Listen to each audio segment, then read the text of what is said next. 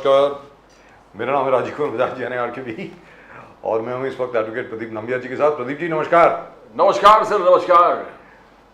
आप सबको जय हिंद, जय महाराष्ट्र, जय भवानी, जय शिवाजी, वंदे मातरम। वंदे मातरम। प्रदीप जी और मैं, हम दोनों हैं नेशन नाउ पर। नेशन नाउ हमेशा आपके साथ है। प्रदीप जी, सबको जय सिया राम और हर हर महादेव। हर हर महादेव। तो सर, हेमंत सोरेन साहब को कभी भी अरेस्ट कर लिया जा सकता है, गिरफ्तारी हो सकती है। Yes yes. और हमारे मित्र लक्ष्मण हागे जी को अरेस्ट कर लिया गया, सुनने में आया। अरेस्ट किया गया कि नहीं किया गया मुझे मालूम नहीं है, लेकिन उनको एसपी साहब के ऑफिस में लेके गए, ये पक्का है। He was supposed to appear on our show today. बिल्कुल। And he has been protesting against the Maratha reservation now for a long time, but so has Mr. Chhagan Bhujbal. Now, if the provocation is protest against the Maratha reservation, which has been granted by the Chief Minister, then the first person to protest was Mr. Chhagan Bhujbal. Yes. So, he is a part of the establishment. are they going to take action against him? He is a part of the establishment, so he is secured from all kinds of arrest. Right. So let's ask Mr. Ali Darwala. Darwala Sahab of the BJP is with us right now. Darwala Sahab, namaskar. नमस्कार, good evening, जय हिंद, जय Maharashtra. Jai Siya Ram, sir. Jai Siya Ram. जय सिया राम, जय Siya Ram. So, sir, Mr. Hemant Soren, the Jharkhand CM, is likely to be arrested any moment now. Prior to that, a spokesperson for the Uddhav Thackeray Sena, Mr. Lakshman Hake, who had protested about the Maratha reservation, has just been arrested, I've been told, because he was supposed to join us on this show. Number two, Mr. Chhagan Bhujbal has also protested about the Maratha reservation, and he says that on the 5th of February, there is going to be an Elgar Yatra, that is a protest yatra against the reservation which has been granted to the Marathas. So, are you planning to arrest Mr. Bhujbal, sir? Sir, as we say, in this country, everybody has the right to protest. Everybody has the right to mark its resentment. Devendra Fadnavis ji very clearly he said day before yesterday that Jarange Patil had all his rights and resources and means to mark his protest, and he is welcome. This is the beauty of democracy in our country. Whether in opposition or in power, you have your right, and that right can never ever be taken away from you, sir. Gee. So protesting is his fundamental But right. people and are no being one can arrested take for away. protesting. I'm not talking Sir, about it Mr. may Hemant be- Soren. yeah. Hemant Soren is a case of corruption. That's a separate issue. Yeah. I'm talking. It's a case of joke over here. It was really so funny. But I'm talking about the people who are being picked up in Maharashtra for protesting Yeah, the against reason. the reservation. Correct. Yeah. Rajiv sir set the record right as to why these people have been picked up or like arrested, as you're saying. There is a possibility a clash can happen between these two communities. Will One is happen. from the OBC. all will likelihood. happen, and 100% in all likelihood. So it cannot happen that there can be any speech like something may spark, and we do not want. And the last thing that we want now is protest, even a drop of bloodshed or even a kind of Bad times, police sir. arson Darwala or sahab, anything bad should times. not happen. Darwala Sahab, these are really bad times. I don't know what your personal views on this are, but I'm sure you'll agree No, with no, me. we will sail through. No, We I'm will sail talking through. about something else. I think reservation itself is a very bad idea. We should do away with reservation. We should have reservation only on the basis of economically weaker section. What did the Prime Minister say? मुझे सिर्फ दो लोग दिखते हैं, मुझे सिर्फ दो जात दिखती हैं, एक पिछड़ी हुई यानी जो गरीब हैं और एक अमीर है, सिर्फ दो जात हैं। अरे सर, गरीबों के लिए कुछ करो. We should have reservations based on economically weaker sections, and that's it. Forget about everything else. Otherwise, I'm on these the things same will happen. page, Rajiv sir. I'm on the same page as you and Pradeep sir, as far as reservation is concerned. But anyway, this is not your and my private show. So it is the government, it is the election. But we can express our opinion here. Darwala Sahab, we can express our opinion here. I have Yes. spoken to my party, I have spoken to my high command, and they have been very clearly that they said, yeah, reservation is there. It should be given on basis of social status and the social economically backwardness, and that's how it should be given. But now, as you see, there is a lakhs and lakhs of people who are coming on the Lot road. of stress. And that thing has not yet trickled down. But I am telling you, as education, as we Yes, go ahead, most important. things will come, sir. Will come, sir. Daruwalla साहब, Anyway- ये तनाव की जरूरत नहीं थी. Let's be very clear. ये तनावपूर्ण स्थिति जो पैदा हो गई है महाराष्ट्र में, इसकी आवश्यकता नहीं थी। Yeah, मतलब क्या OBC है? is scared. OBC is scared. If at all, if I can use your prestigious platform to appeal to the citizens of the that is the Dhangar community and the OBC community, which Honorable Chhagan Bhujbal ji leads, they do not have to worry. Their reservation is intact. This addition of Kunbi reservation will not snatch away anything from their existing reservation, sir. For that you have to appeal to Mr. Bhujbal himself. He is part of your government. It will, just give some time. It has just happened and it will be sorted out. I'm sure the top people who are like that, Mr. Chiute, who was the torch bearer, who was coordinating between Eknath Shinde sir and Jarange Patil sir, I'm sure there will be some man Friday who will be able to convince Bhujbal sir, and even this can be. Mr. Fadnavis knows him very well. They are very good friends. He is a very good friend of Mr. Devendra Fadnavis, and he respects him quite a lot, and Fadnavis Sahab also respects him quite a lot. I don't think there should be any difficulty if they just have a sit down with Chhagan Bhujbal and just tell him कि यार अभी तक ये किया हम लोगों ने. Yeah. It is really far from finished, sir. Like today in the afternoon, we were seeing that Jarange Patil ji is also upset about what Devendra Fadnavis ji has said or the way he's been portrayed, and he's going to sit in again from 10th of February. I mean, it is far from finished, and seems to be no ending of this.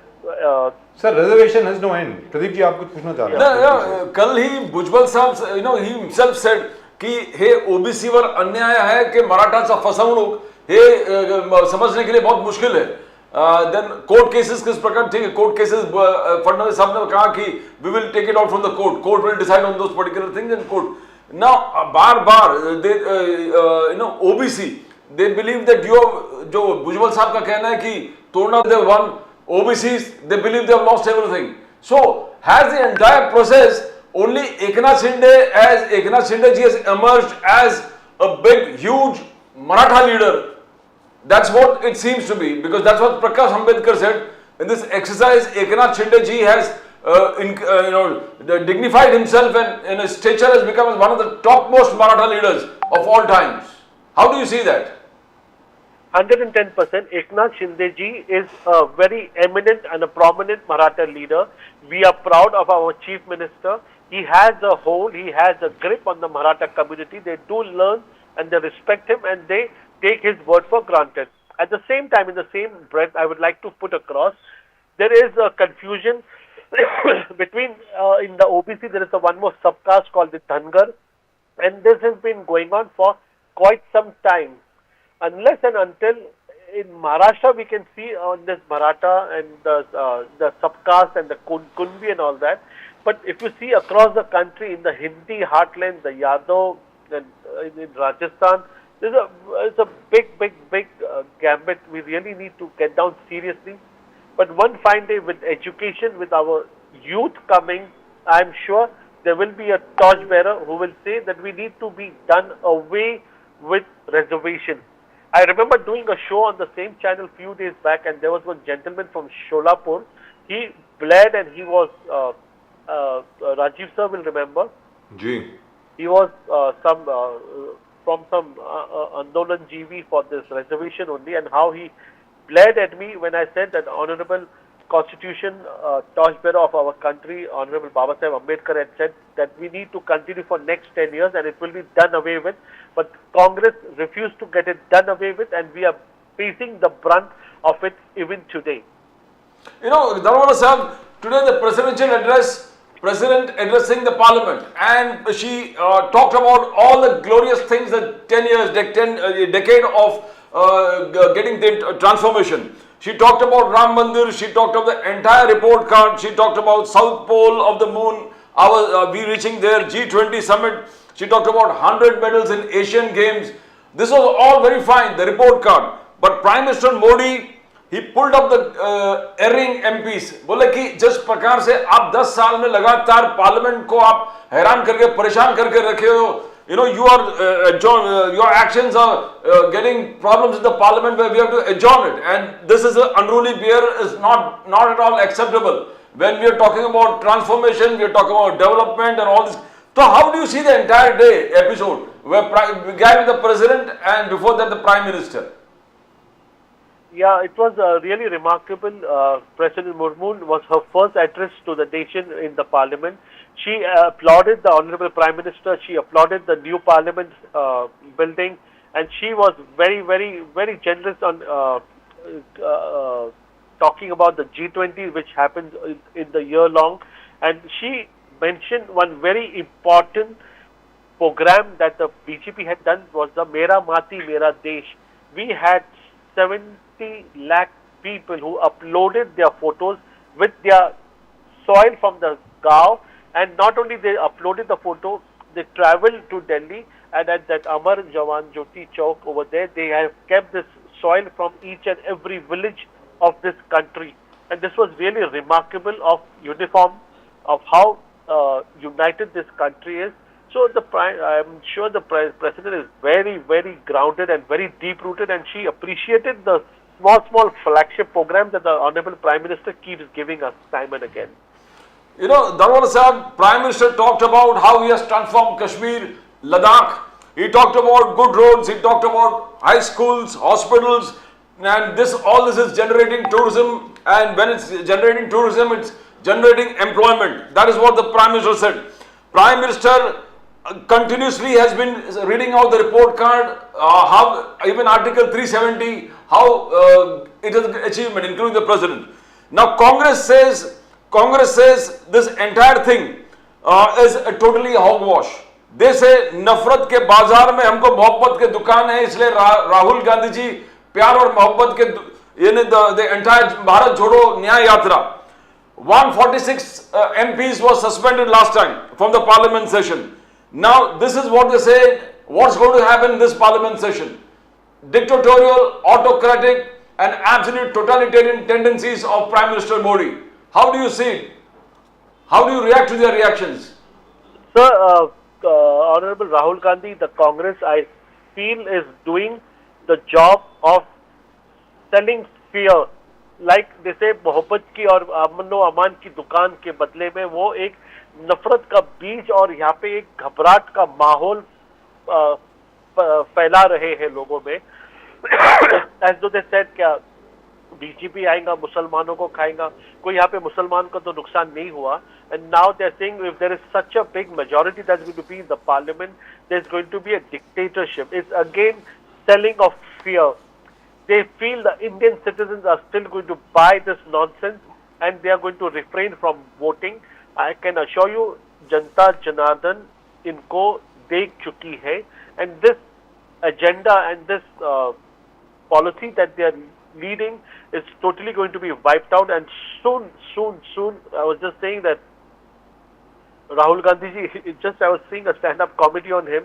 He's very true, sir, to what was said about him, sir. Darwala Sahib, the other thing that Congress बार बोल रहे हैं कि they are न्याय, they want न्याय for युवा न्याय, भागीदारी न्याय, नारी न्याय, किसान न्याय, श्रमिक न्याय. That is what the Congress wants. They say अरबपतियों का लोन माफ कर दिया आपने, अरबपतियों का लोन माफ कर दिया, किसान के कर्ज आप कभी माफ करोगे. Why you are doing injustice to किसान? That is what they say. Then Rahul Gandhi yesterday says he was going Bihar में, बोले 10 kilo makhana, it only cost 2,500 a year, but in US this cost 1.5 lakh in United States of America. He says, what is the government doing to bring more revenue, double your income for the farmers? That's what Modi Sahib promised, but nothing of that is formed. तो न्याय के लिए लड़ रहे राहुल गांधी जी. Do you think he's going to be a success? 53 to 270. How do you see that? Sir, Rahul Gandhi ji, I hope and pray. I said he is canvassing for BJP and not for Congress. The Makana rate, what he said in the US is, I feel this gentleman travels more abroad and less in the country. He is more into Netflix and whatever. He is really detached from the ground realities in this country, sir. He is not cut for politics, and I don't know how many years of pumping in and where it's going to go and end today.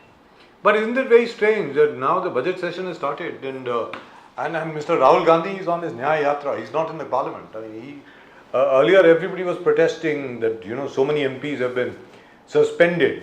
Now the suspensions have been revoked. Rightfully, they should be attending parliament. Mr. Darwala? Correct, sir. They should be attending the parliament, but in parliament, the fact and figures and numbers, they cannot jhutla sakte nahi. So over here, I was just going through the report card, the numbers, this is the interim budget, the main budget will be later on. So over here, $1.9 lakh GDP is the budget, 10th largest economy, Artha in the world. We are going to surpass Germany, as you said, rightfully, Rajiv sir, in your last debate. Yes, That, we are. that there is just no looking back, sir. That's We're happening talking this of year. That's happening. 8 points, sir. I've just got the figures over here. It's really astonishing figures over here, sir. We are talking about a growth rate of 8%, where it was in minus and where we have come, and it is not far when we will reach the 2-digit number as far as the GDP and the growth is concerned. Sir, it And is because... All right. 8%, rightfully speaking, it should be around 10.2%. Very frankly speaking. Because Ali Darwala Sahab, you know numbers like everybody else. It is only because during COVID, the growth rate was growth rate had gone negative, which is why we are at 8% today. Let's be very clear. The real growth rate, if you compare it to 10 years ago, would be somewhere around 5.5%. But 8% right now is great. I am very happy, 100% very frankly. I'm not going to pat my back, sir. This is a documented figure, and which is going to be. But 8% from which parliament. base year? You have to look at which base year. If you're basing it on 2019, or you are basing it even say around the time when COVID came in, certainly 8% looks great. But actually, it should be around 10 to 11%. So what is the base year on the basis of which the GDP growth rate is being calculated? But then that's a very technical discussion, and we can go on forever on that. But I am very happy that the projected growth rate is great, fantastic. Ji Darwala sir. Correct. So that's what I'm saying. The NPA, they were saying कि ये बड़े लोगों का कर्ज माफ करते हैं. So I can tell you with confidence over here, the top banks which were on the verge of shutting down have now become the biggest gainers today. The State Bank, the Punjab National Bank, the Bank of Baroda, Union Bank, and all the defaulters who were very happily they used to call themselves as NPA are all running helter-skelter. Their loans have to be repaid. None of these big people who took away loans on phone call have been escaped. They all have been booked, they all have been bought, and all these loans are being repaid, and it is showing in the data. Pradeep sir, this is how these people, before they accuse the BJP, they should go and see how our banks are doing and why are they doing. The loans that were supposed to be like 13% was the amount that they had said कि ये पैसा अब कभी नहीं आएगा, that has come to 2.3 to 3% as bad debts. 10% is the jump of bad debts from bad debts to good debts, and it is only 3%. This is what the reforms have done. This is how the banks have performed. So before saying that पैसे वाले लोग, obviously the पैसे वाला people only go to the bank to take loans, and this is how the money has been recovered. This is what the people through your platform should know, that this is total false and folly what Congress and Rahul Gandhi ji is spreading. You know, Darwala Sahab, I want to know, Kharge Sahab ne letter likha हाल ही में Amit Shah ji को. Kharge Sahab has written a letter saying that what about Manipur? Home Minister Amit Shah ji, आप मणिपुर में क्या कर रहे हो? Then he goes ahead, every 1 hour, one Kisan is dying. Every hour, one farmer is committing suicide. What are you doing about it?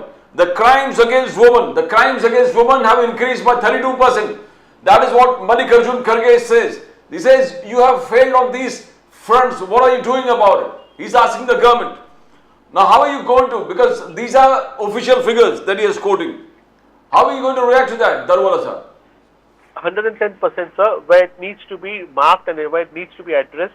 As to if he has these figures, I would not say that what was your crime rate in your time and what is the crime rate. No, it will be very foolish and childish of me to talk this way.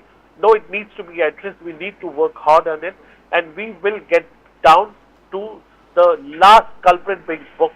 In fact, I personally, at least in Maharashtra, where the Home Department is concerned, when things come up and on debates where I'm asked certain things, the next day I personally call up the Home Department and I take and I see to it that the crime is registered, the culprits have been booked, and all this, what we hear, this gang, that gang, BOCA has been imposed. And yes, India is too large a country. Me being in Maharashtra, I have the liberty and little bit of free hand as to getting back and giving you what threshold have we met to bring and curb crime in Maharashtra, may it be on child or on women or any kind of this gang war kind of a thing.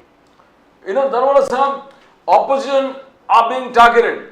CM Soren, in all likelihood, is going to be arrested today by the Enforcement Directorate. No, this all nonsense. Kejriwal, fifth summons has been issued to Arvind Kejriwal ji. In Maharashtra, you know, all those people involved have been getting summons, been called to the Enforcement Directorate offices. Shiv Sena leader, Pendekar, you talk about Ravindra Vaikar, everybody. Now, gradually there seems to be, as Rahul Gandhi said, Loktantra khatre mein hai, opposition is being targeted, judiciary is being intimidated, right-wing activism on the surge, and minorities are living under fear. So all what Rahul Gandhi says, the Congress believes, is slowly, showing itself. That was No. I feel Rahul Gandhi has only been able to influence you, Pradeep sir, because I can tell you on I'm this just show quoting you, with sir, lot of confidence. the Congress. So you really take him seriously, I will really say, Pradeep sir, because I'll tell you one thing. It's a shame, the opening statement of Rajiv sir when he started as to Shibu Soren ji is gone to the ED office and he may be arrested and whatever. But I'm telling you, it is shameful. A chief minister of a state is absconding. His plane is parked at Delhi airport and he is absconding and he says I was underground and I was travelling. It is a shameful. A chief minister of a state is underground. And I can assure you, may it be Ravindra Vaikar or Sanjay Raut or whoever this Arvind G. Kejriwal, if they are honest, they do not have to fear. This ED office, But by the way, CBI office, just a little bit of news for you, sir. Mr. Hemant Soren has also filed an FIR against the ED today, against the Atrocities Act, atrocities against scheduled castes and scheduled tribes. He said that's the last resort, yeah. he said that he's being persecuted because he's a tribal and he's an Adivasi, which is the reason why he is being so exploited and persecuted by the Savarna Jatis governing Delhi at the moment. Sir, that's the your last comment. tool left. That's the last tool left with him, sir. I can assure you, these are the same agencies which also there with the Congress in their regime, and in front of this regime, Uddhav Modi ji has sat for hours and hours, and he said, "और क्या आप मुझसे पूछना चाहते हैं पूछो, मैं यहाँ पर हूँ और भी मैं बैठता हूँ." And I can assure you, sir, it was their regime, it was their government, and Modi ji was in opposition in the center. Why did not they arrest him? Why did they not find anything against him? I'm saying, they say they should have done it. Exactly. If They they say had they the should power, have done they it. could have arrested him. They did not find anything. If Shibu Soren is honest, he will walk out. Sir, there is No, but a the two cases are not comparable. Mr. Modi was questioned only about the 2002 riots. Mr. Modi has never corruption. ever had a case of corruption against him, ever. So there is no question. And as far as Mr. Hemant Soren is concerned, the ED says they've got a mountain of evidence against him. Everybody knows what's happening in the state, the mining and market. So there is a full system, and there will be a judge, there will be jury, and it is the judge who gets test, and they know for themselves what they have done, and the person who only doesn't know what has happened is the judge. Now, the only thing is that what I would like to know over here is from you, of course, देखिए साहब, हेमंत सोरेन साहब arrest होंगे नहीं होंगे मुझे मालूम नहीं है. अरविंद केजरीवाल साहब जेल में जाएंगे नहीं जाएंगे वो भाई अथॉरिटीज़ के ऊपर है. If they want his custodial interrogation, they will get it. If they don't want it, they won't get it. Up to them. लेकिन यहाँ पर coming back to Maharashtra, I hope the government, the Maharashtra government, I hope they will take every step necessary to see to it that this tension does not go out of hand. ये जो reservation की जो tension है sir, ये it is very very worrying. It is really and truly worrying. So, you know, it's not good for the state. Maharashtra is the number one state in the country in terms of economy, in terms of social awareness, in terms of acceptability, in terms of unification. There has never been a problem like this in Maharashtra before. I hope the government will do whatever it takes to restore law and order and to keep the peace. Ali Darwala sahab. Yeah, one thing I'm very confident and I would like to tell on your channel, the Maratha Mukh Kranti Morsha, basically the essence started with no leadership, nobody getting the platform, and it was basically a peaceful march. I'm sure they will stick to it, they'll put forward their demands, and I do not feel, sir, that there is going to be any arson and there is going to be any mob riots or anything of that, because Maharashtrians are very own of this soil and in Maharashtra. I do not think they will definitely stop the traffic or create a nuisance to common people like you and me going to office, but I do not think there will even be a single stone pelted, and I hope and pray to God that what has been happening for last 5 years it prevails, and Honorable Eknath Shinde ji will be instrumental in getting a solution and cracking a deal and pacifying the other side of the OBC, Right. getting the Kudbi reservation and getting the Kudbi caste certificate. I feel there will be an amicable solution, and Marathas are very, very knowledgeable. I'm not and worried they about the are Marathas. the original son of the soil. I'm not worried about the Marathas. The Marathas have got what they wanted. I'm worried about the Dangal community, the Lingayat community, the Malis, the Muslims. I'm worried about them. As far as the Marathas are concerned, Marathas don't have very much to complain. The whole government is bending backwards just to please them. My point is, what about the rest of the OBCs, led by people like Mr. Chhagan Bhujbal? Yeah. What about the rest of everybody? I would like to ask. There is nothing. Sir, we don't want reservation. I'm sure you will never want reservation. I'm sure your children will never want reservation. No, I don't think so. But what I'm trying to say is, at the end of the day, the government is responsible for law and order and maintaining the peace in Maharashtra. I think they should look into this and perhaps have a sit down with Mr. Chhagan Bhujbal and sort it out and say, hey, listen, we know you are disturbed. We know you are catering to your own, Samta Parishad and all the people that you lead, but all the same, you are part of the government. As Mr. Sanjay Raut said just the other day, कि भाई भुजबल साहब अगर इतने ज़्यादा disturbed हैं तो वो resign करके बाहर क्यों नहीं आ जाते? मतलब क्या है उसमें? You know, another thing, Indiresh Kumar, whom you always talk highly about, the Muslim organization has been accusing Indiresh Kumar ji of brainwashing most of the Muslims and making them RSS. True. You forgot to mention one thing. You forgot to mention through his lethal weapon on the screen right here at the moment. That's the man responsible. He is the guy. So how much true that is Indiresh Kumar brainwashing 7 learned men from the Muslim community? The Honorable Indiresh ji is a saintly human being. He is so learned and he knows the Quran better than, I would say. I would not be surprised if he knows the Quran better than me. He is instrumental in getting Muslims, rationalizing them. He is fundamental is कट्टरता से कटुतावाद शुरू होती है. He's been telling Muslims that do not be very kattar, means very staunch. Being staunch only leads to destruction. And he has been able to convince Muslims, and his 20 years of life, sir, he has given to Muslim Rashtriya Manch, where he has taken intellectual Muslims, the Pasmanda Muslim, that total thing that started in Uttar Pradesh. He is the architect, and he has worked relentlessly on the subject of Muslim Rashtriya Manch, getting Muslim in the main Pravaha, and he is the architect. I can assure you, in all these years of office that I have attended, I have never ever heard one word of hatred, one word of dislike for Muslims. In fact, Muslims can, if he was a political leader, I'm sure the Muslims undoubtedly would have vouched for no other than Indiresh ji, sir.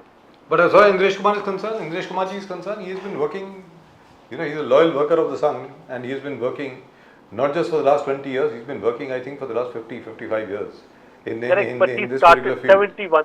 Yes, he I started know, in but 1971. But Muslim Rashtriya Manch, he launched 20 years back, sir. that's right. But that Muslim Rashtriya Manch also was launched after a deep study of the subject and after consulting so many people, because as you are part of the RSS yourself, you would know they don't do anything unless and until they've studied it and researched it and so on and so forth. So sir, वो पसबंदा Muslims की जो sir वो because you mentioned पसबंदा Muslim, तो पसबंदा Muslims की जो movement थी अब मतलब where is it now? Because it was very clear at that time that there was a difference between the Ashraf and the Azlaf.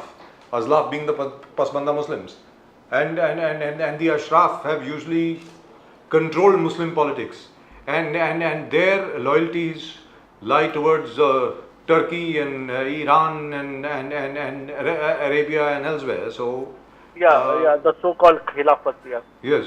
So as far as the Pasmanda Muslims are concerned, were completely indigenous, call themselves totally Indian, and have always been Indian, and have been looked down upon by the so-called upper castes among the Muslims.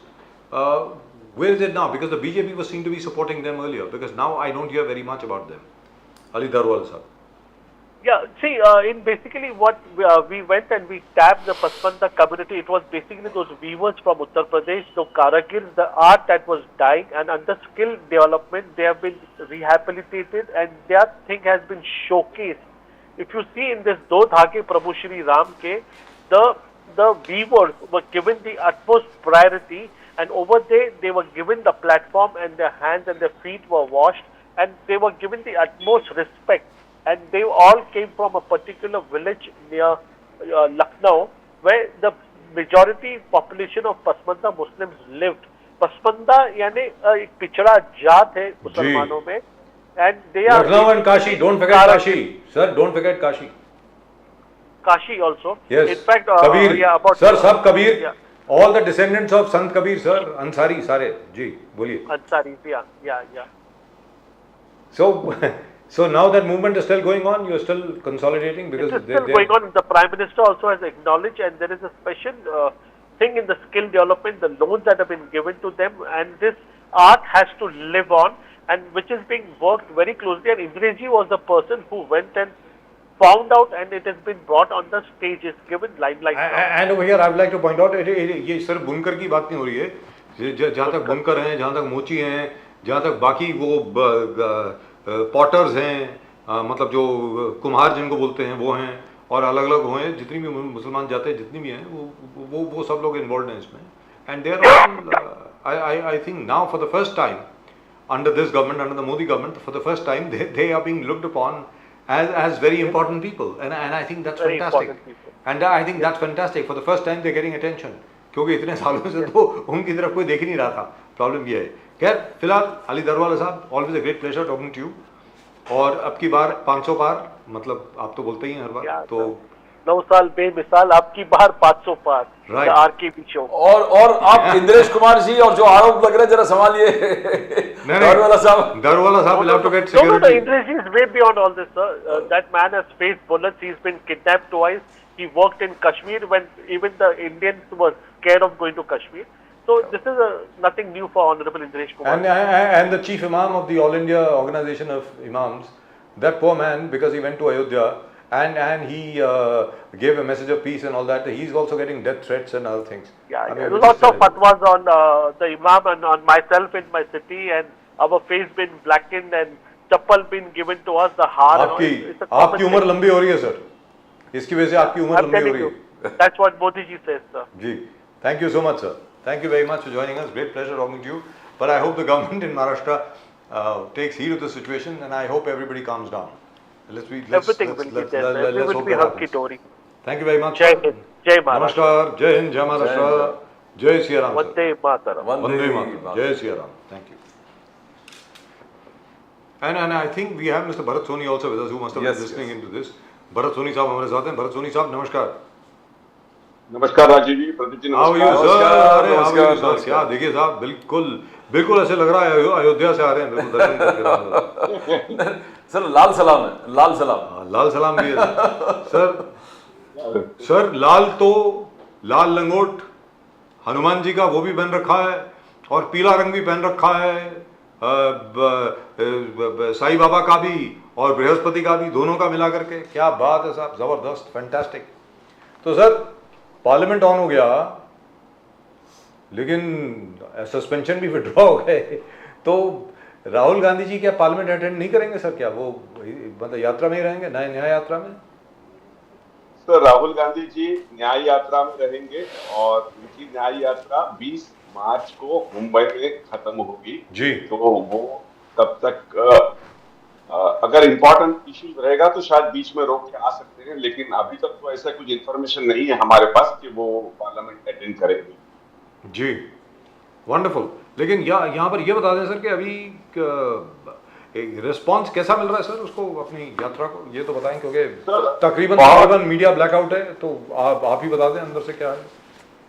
Sir media blackout करते रहेंगे और media blackout करेगा क्योंकि उनको असलियत दिखानी नहीं है। तो सर आज भी माल्टा में राहुल गांधी जी है, Malda and West Bengal, that is the old ABA Ghani Khan Chowdhury constituency, पुराने रेलवे में स्टेज हुआ करते थे। जी हाँ जी यस सर। तो it is a tremendous response there and बहुत ही ह्यूज रिस्पांस है और सारे यूथ आके मिल रहे हैं वहां पर और सारे जो लेडीज खास करके महिलाएं आके मिल रही है, राहुल जी से गले मिल रहे हैं और राहुल जी को अपनी तकलीफ सुना रहे हैं वो लोग। तो उस प्रकार से ये, क्योंकि ये चलने वाली यात्रा नहीं है, ये बस में जाते हैं, तो जहां जहां ऐसे लगता है उनको कि यहाँ रुकना चाहिए और लोगों से बोलना चाहिए, तो वो वहां पर मिलते हैं और सुनते हैं, लोगों का दुख बांटते हैं, लोगों को जो परेशानी है वो बांटते हैं। तो उस प्रकार से यात्रा बड़ी अच्छी चल रही है सर। आसाम में भी बड़ा अच्छा रहा, इतना रोकने का और सब कुछ होने के बावजूद भी बहुत ही अच्छा रहा आसाम में। We are getting a good response. और सर हमें कोई मीडिया से जरूरत नहीं है, हमें जिस एरिया को हमने फोकस किया है, जिस कॉन्स्टिट्यूएंसीज के बीच में से वो जा रहे हैं, वो हमारा टारगेट ऑडियंस है, तो वो हमारा टारगेट ग्रुप है, तो वहां हम लोग इंपैक्ट उसका हो रहा है and we are happy on that sir. Bharat Jodo Nyay यात्रा, भरत सोनी साहब, राहुल गांधी सेज नफरत के बाजार में मोहब्बत के दुकान, नफरत के बाजार में मोहब्बत के दुकान, and he says reminds the people, Bihar में सामाजिक न्याय only Congress can do it, only Congress can give सामाजिक न्याय इन Bihar. He castigated the government for ED का दुरुपयोग, बोले एनफोर्समेंट डायरेक्टरेट का जिस प्रकार से दुरुपयोग हो रहा है वो पूरा देश देख रहा है। 146 संसद को गए बार आपने सस्पेंड किया था। Are you going to ask the government? Are you going to again do the same thing? Because the Prime Minister said unruly MPs are disturbing the entire Parliament since 10 years. तो राहुल गांधी जी ने बहुत सारे चीज कहा, युवा, नारी, किसान, गरीब। तो how do you see this a transformation? Modi ji बोल रहे हैं कि 10 साल मेरा ट्रांसफॉर्मेशन था। You think Bharat Jodo Nyay Yatra will be a transformation? Bharat Soni साहब। सर देखिए, अभी हम लोग का अभी रिसेंटली क्या स्लोगन है? अन्याय के विरुद्ध न्याय का युद्ध, अन्याय के विरुद्ध न्याय का युद्ध। तो सर देखिए, पार्लियामेंट कैसे चलाना, पार्लियामेंट सुचारू रूप से चले, पार्लियामेंट में क्वेश्चंस रेज हो और पार्लियामेंट में अपोजिशन को बोलने दिया जाए, ये काम सरकार का है। मोदी जी कुछ भी कहे sir, we are least bothered sir, वहां जहां पर हमें प्रश्न उठाना पड़ेगा as a responsible opposition, we will raise that issue. And if you are going to shut down our mic, if you are going to shut down our voice, we will naturally have to resort to such things. If you are allowed, sir देखिए, सब सारे MP चुन के लोगों के प्रश्न वहां पर उठाने के लिए आते हैं।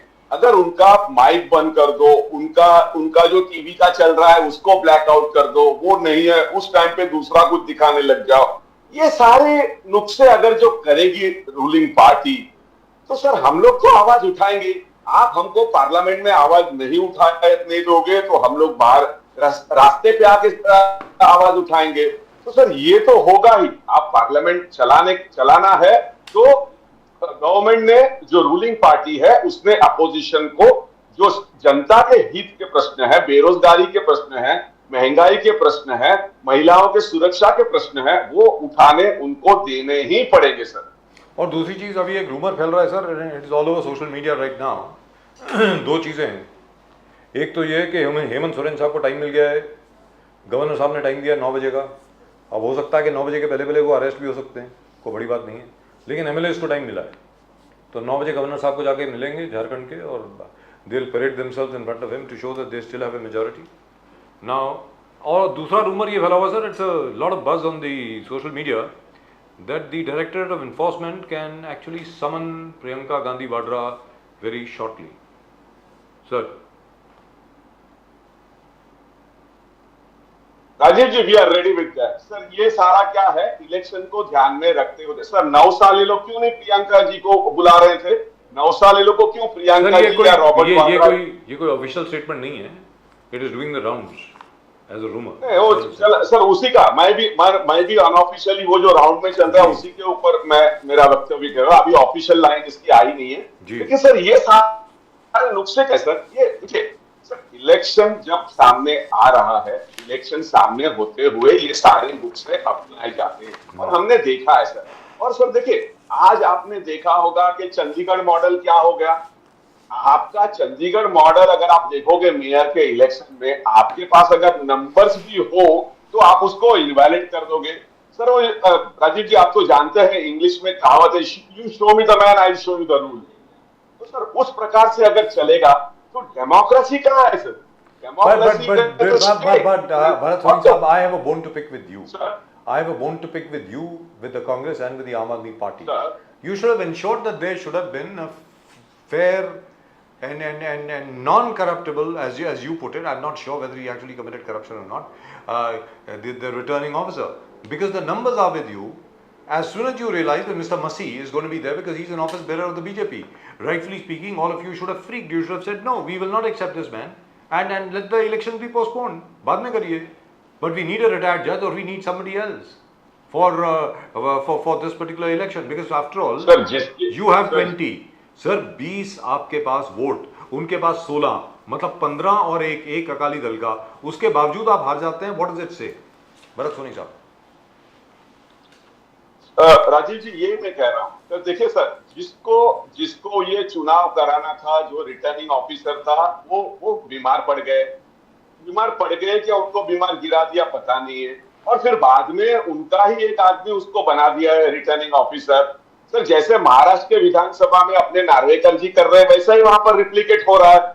तो सर उस प्रकार से अगर हम लोग उस टाइम पे नहीं एक्सेप्ट करते और हम लोग निकल जाते, तो वो लोग अपना तो जो करना था वो कर देते. बोले अपोजिशन एब्सेंट रहा, ये चुन के आया. सर किसी भी प्रकार से उनको तो उन्हीं को चुन के लाना था ना सर. तो उस प्रकार की सर पूरा देश देख रहा है कि किस प्रकार से हमारे देश के सिस्टम को, हमारे देश की डेमोक्रेटिक इंस्टीट्यूशन को और डेमोक्रेसी को सर किस प्रकार से खिलवाड़ किया जा रहा है. हम लोग अंतरराष्ट्रीय मीडिया में हम लोग हंसी के पात्र हो रहे सर. तो वो इस प्रकार से तो नहीं होता है ना सर. आप उसको ठीक तरह से करवाइए चुनाव. But I still can't figure out. Can you explain this for me? You would be knowing. I'm not sure if you do. Why would any vote be declared invalid? I just want to know from you. Because please. देखिए साहब, 12 मुझे जो report मिले हैं sir, जो लोगों ने जो वोट डाले थे उसके ऊपर इंक से मार्किंग करते हुए पाए गए. So what? जो मसीह के So what? तो उसे बस वो मार्किंग करके उसने इनवैलिड कर दिया उसको. मेरा ये कहना कि कांग्रेस और आम आदमी पार्टी के मिलाकर के 20 लोग हैं, सबको मालूम है 20 हैं, 20 वोट हैं, आपके 16 हैं. Automatically the majority is with you. That's it. Matter should be over. ये क्या है कि वोट वैलिड है नहीं है? अरे भाई वो चुन के आया ना आदमी, आपके सामने खड़ा है ना. I don't understand this. I don't understand this procedure at all. I still can't figure this out. Can you figure this out? Rajiv ji procedure क्या है कि whatever decision the chief election officer or the person who has been deputed to perform that election, उसका ये final रहेगा. वो जो बोलेगा वो फाइनल मानी जाएगी. वो बोलेगा कि ये आदमी नहीं है, औरत है तो औरत है, भले हम लोग को वो आदमी दिख रहा हो. But that is not democracy. That is stupid. This rule should be changed. Rightfully speaking, this rule should be changed completely. Because in any case, everybody is voting under the whip. You are voting for your party. You cannot vote individually. Let's be very clear.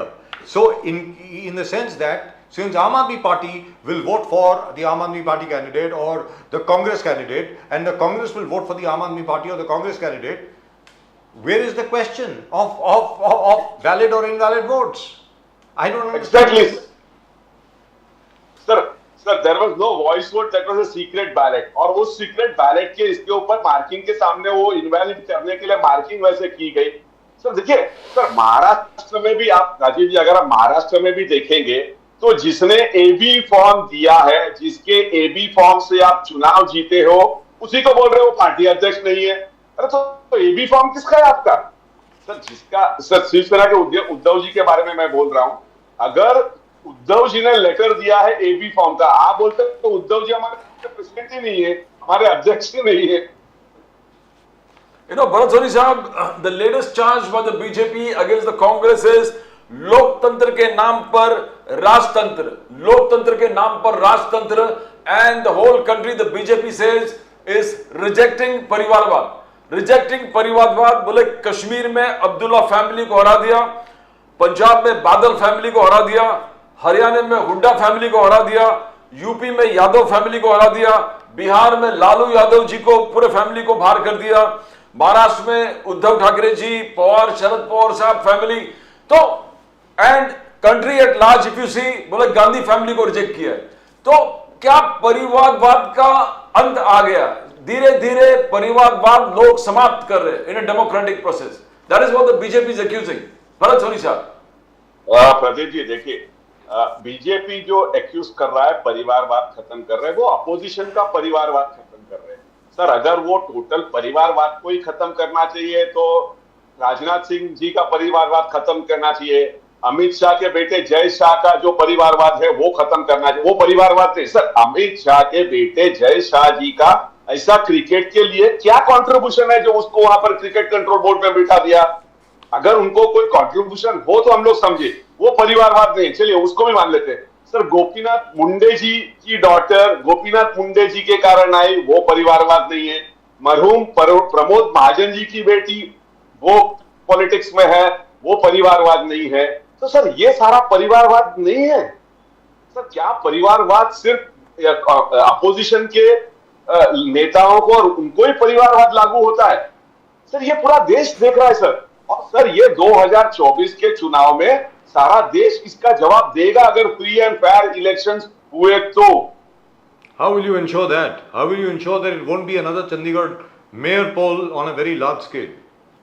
Rajiv ji, that is a $1 million question. Even we would be, हम लोग खुद, वो ऐसा हुआ तो हम लोग खुद ये पूरी प्रथा, ये डेमोक्रेसी से और सबसे हम लोग, हमारा विश्वास उठ जाएगा।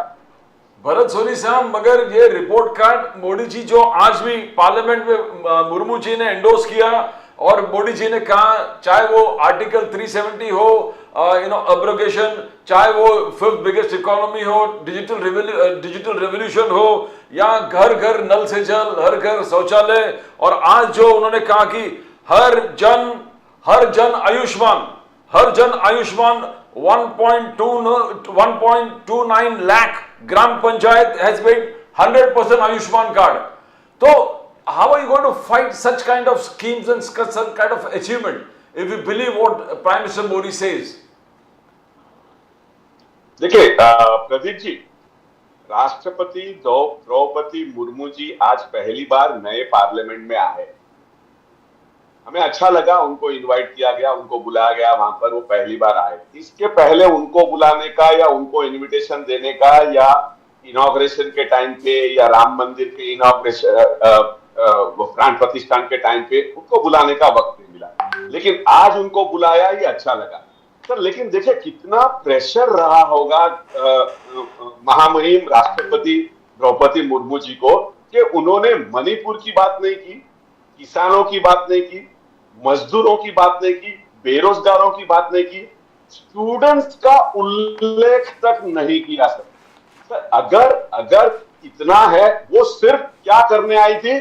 मोदी जी के काम की प्रशंसा करने आए थे, उनका प्रोपेगेंडा करने आए थे, उनका एडवर्टीजमेंट करना, ये उनका भाषण राजनीतिक भाषण था सर। अगर हमारे देश के सर्वोच्च अगर इस प्रकार से अगर जो भाषण करेंगे और उनका अभिव्यक्त देंगे हाउस के अंदर, तो फिर हो चुका सर। इसमें इस भाषण में कोई विजन नहीं था, कोई डायरेक्शन नहीं था सर। वो दलित, वंचित और ट्राइबल के बारे में एक भी बात नहीं कही गई, तो क्या है? Lekin, in any event, sir, the president's address is written by the cabinet.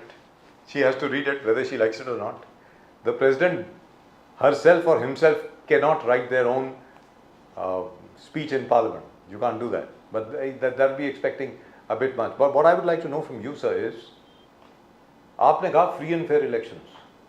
What are you doing to ensure free and fair elections if you think they are not free and unfair?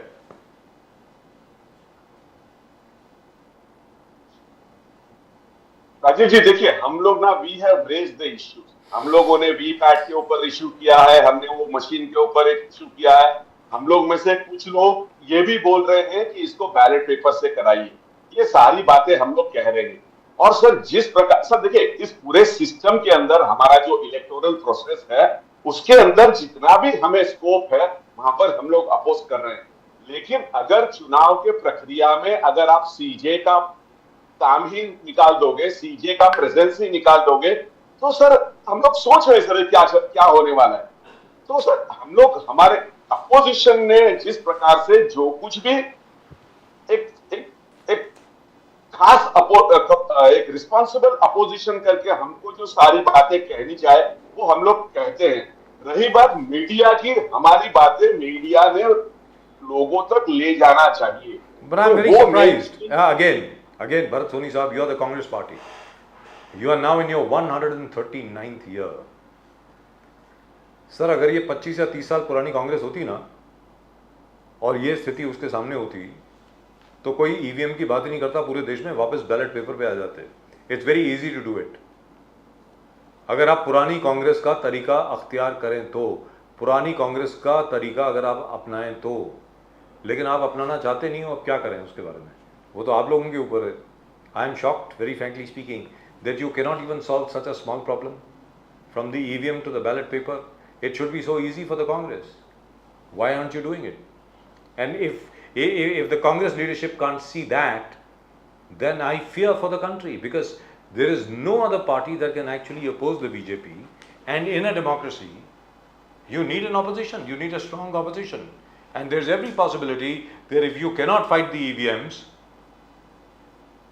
I don't think you'll be able to register a very strong presence in the Lok Sabha this time. Bharat Soni Saab. Rajiv ji, at all level, all our meetings and all our we have got a Pradesh Congress committee meetings, we have got the elected representatives meeting. So in all those meetings, we are raising this issue to our central leadership. We are sending our messages there. Now, shortly our central leadership will take the call on this. Yes. They will certainly go and say what is what and what has to be done. So we are on the job, sir. You will come to know in few days, sir. You know, in Maharashtra, Soni Sahab, Chhagan Bhujbal Sahab said that, hey, reservations जो issues है उसमें कुछ समझ में नहीं है, क्या ये ओबीसी पर अन्याय हुआ है या मराठाओं का फसवणूक हुआ है? बोले कि हमारे तोंडातून घास घेऊन गेले. That's what Chhagan Bhujbal ji said. He cast aspirations. Then you had the Prakash Shende saying that it's a daylight robbery. So how are you going to withdraw the cases?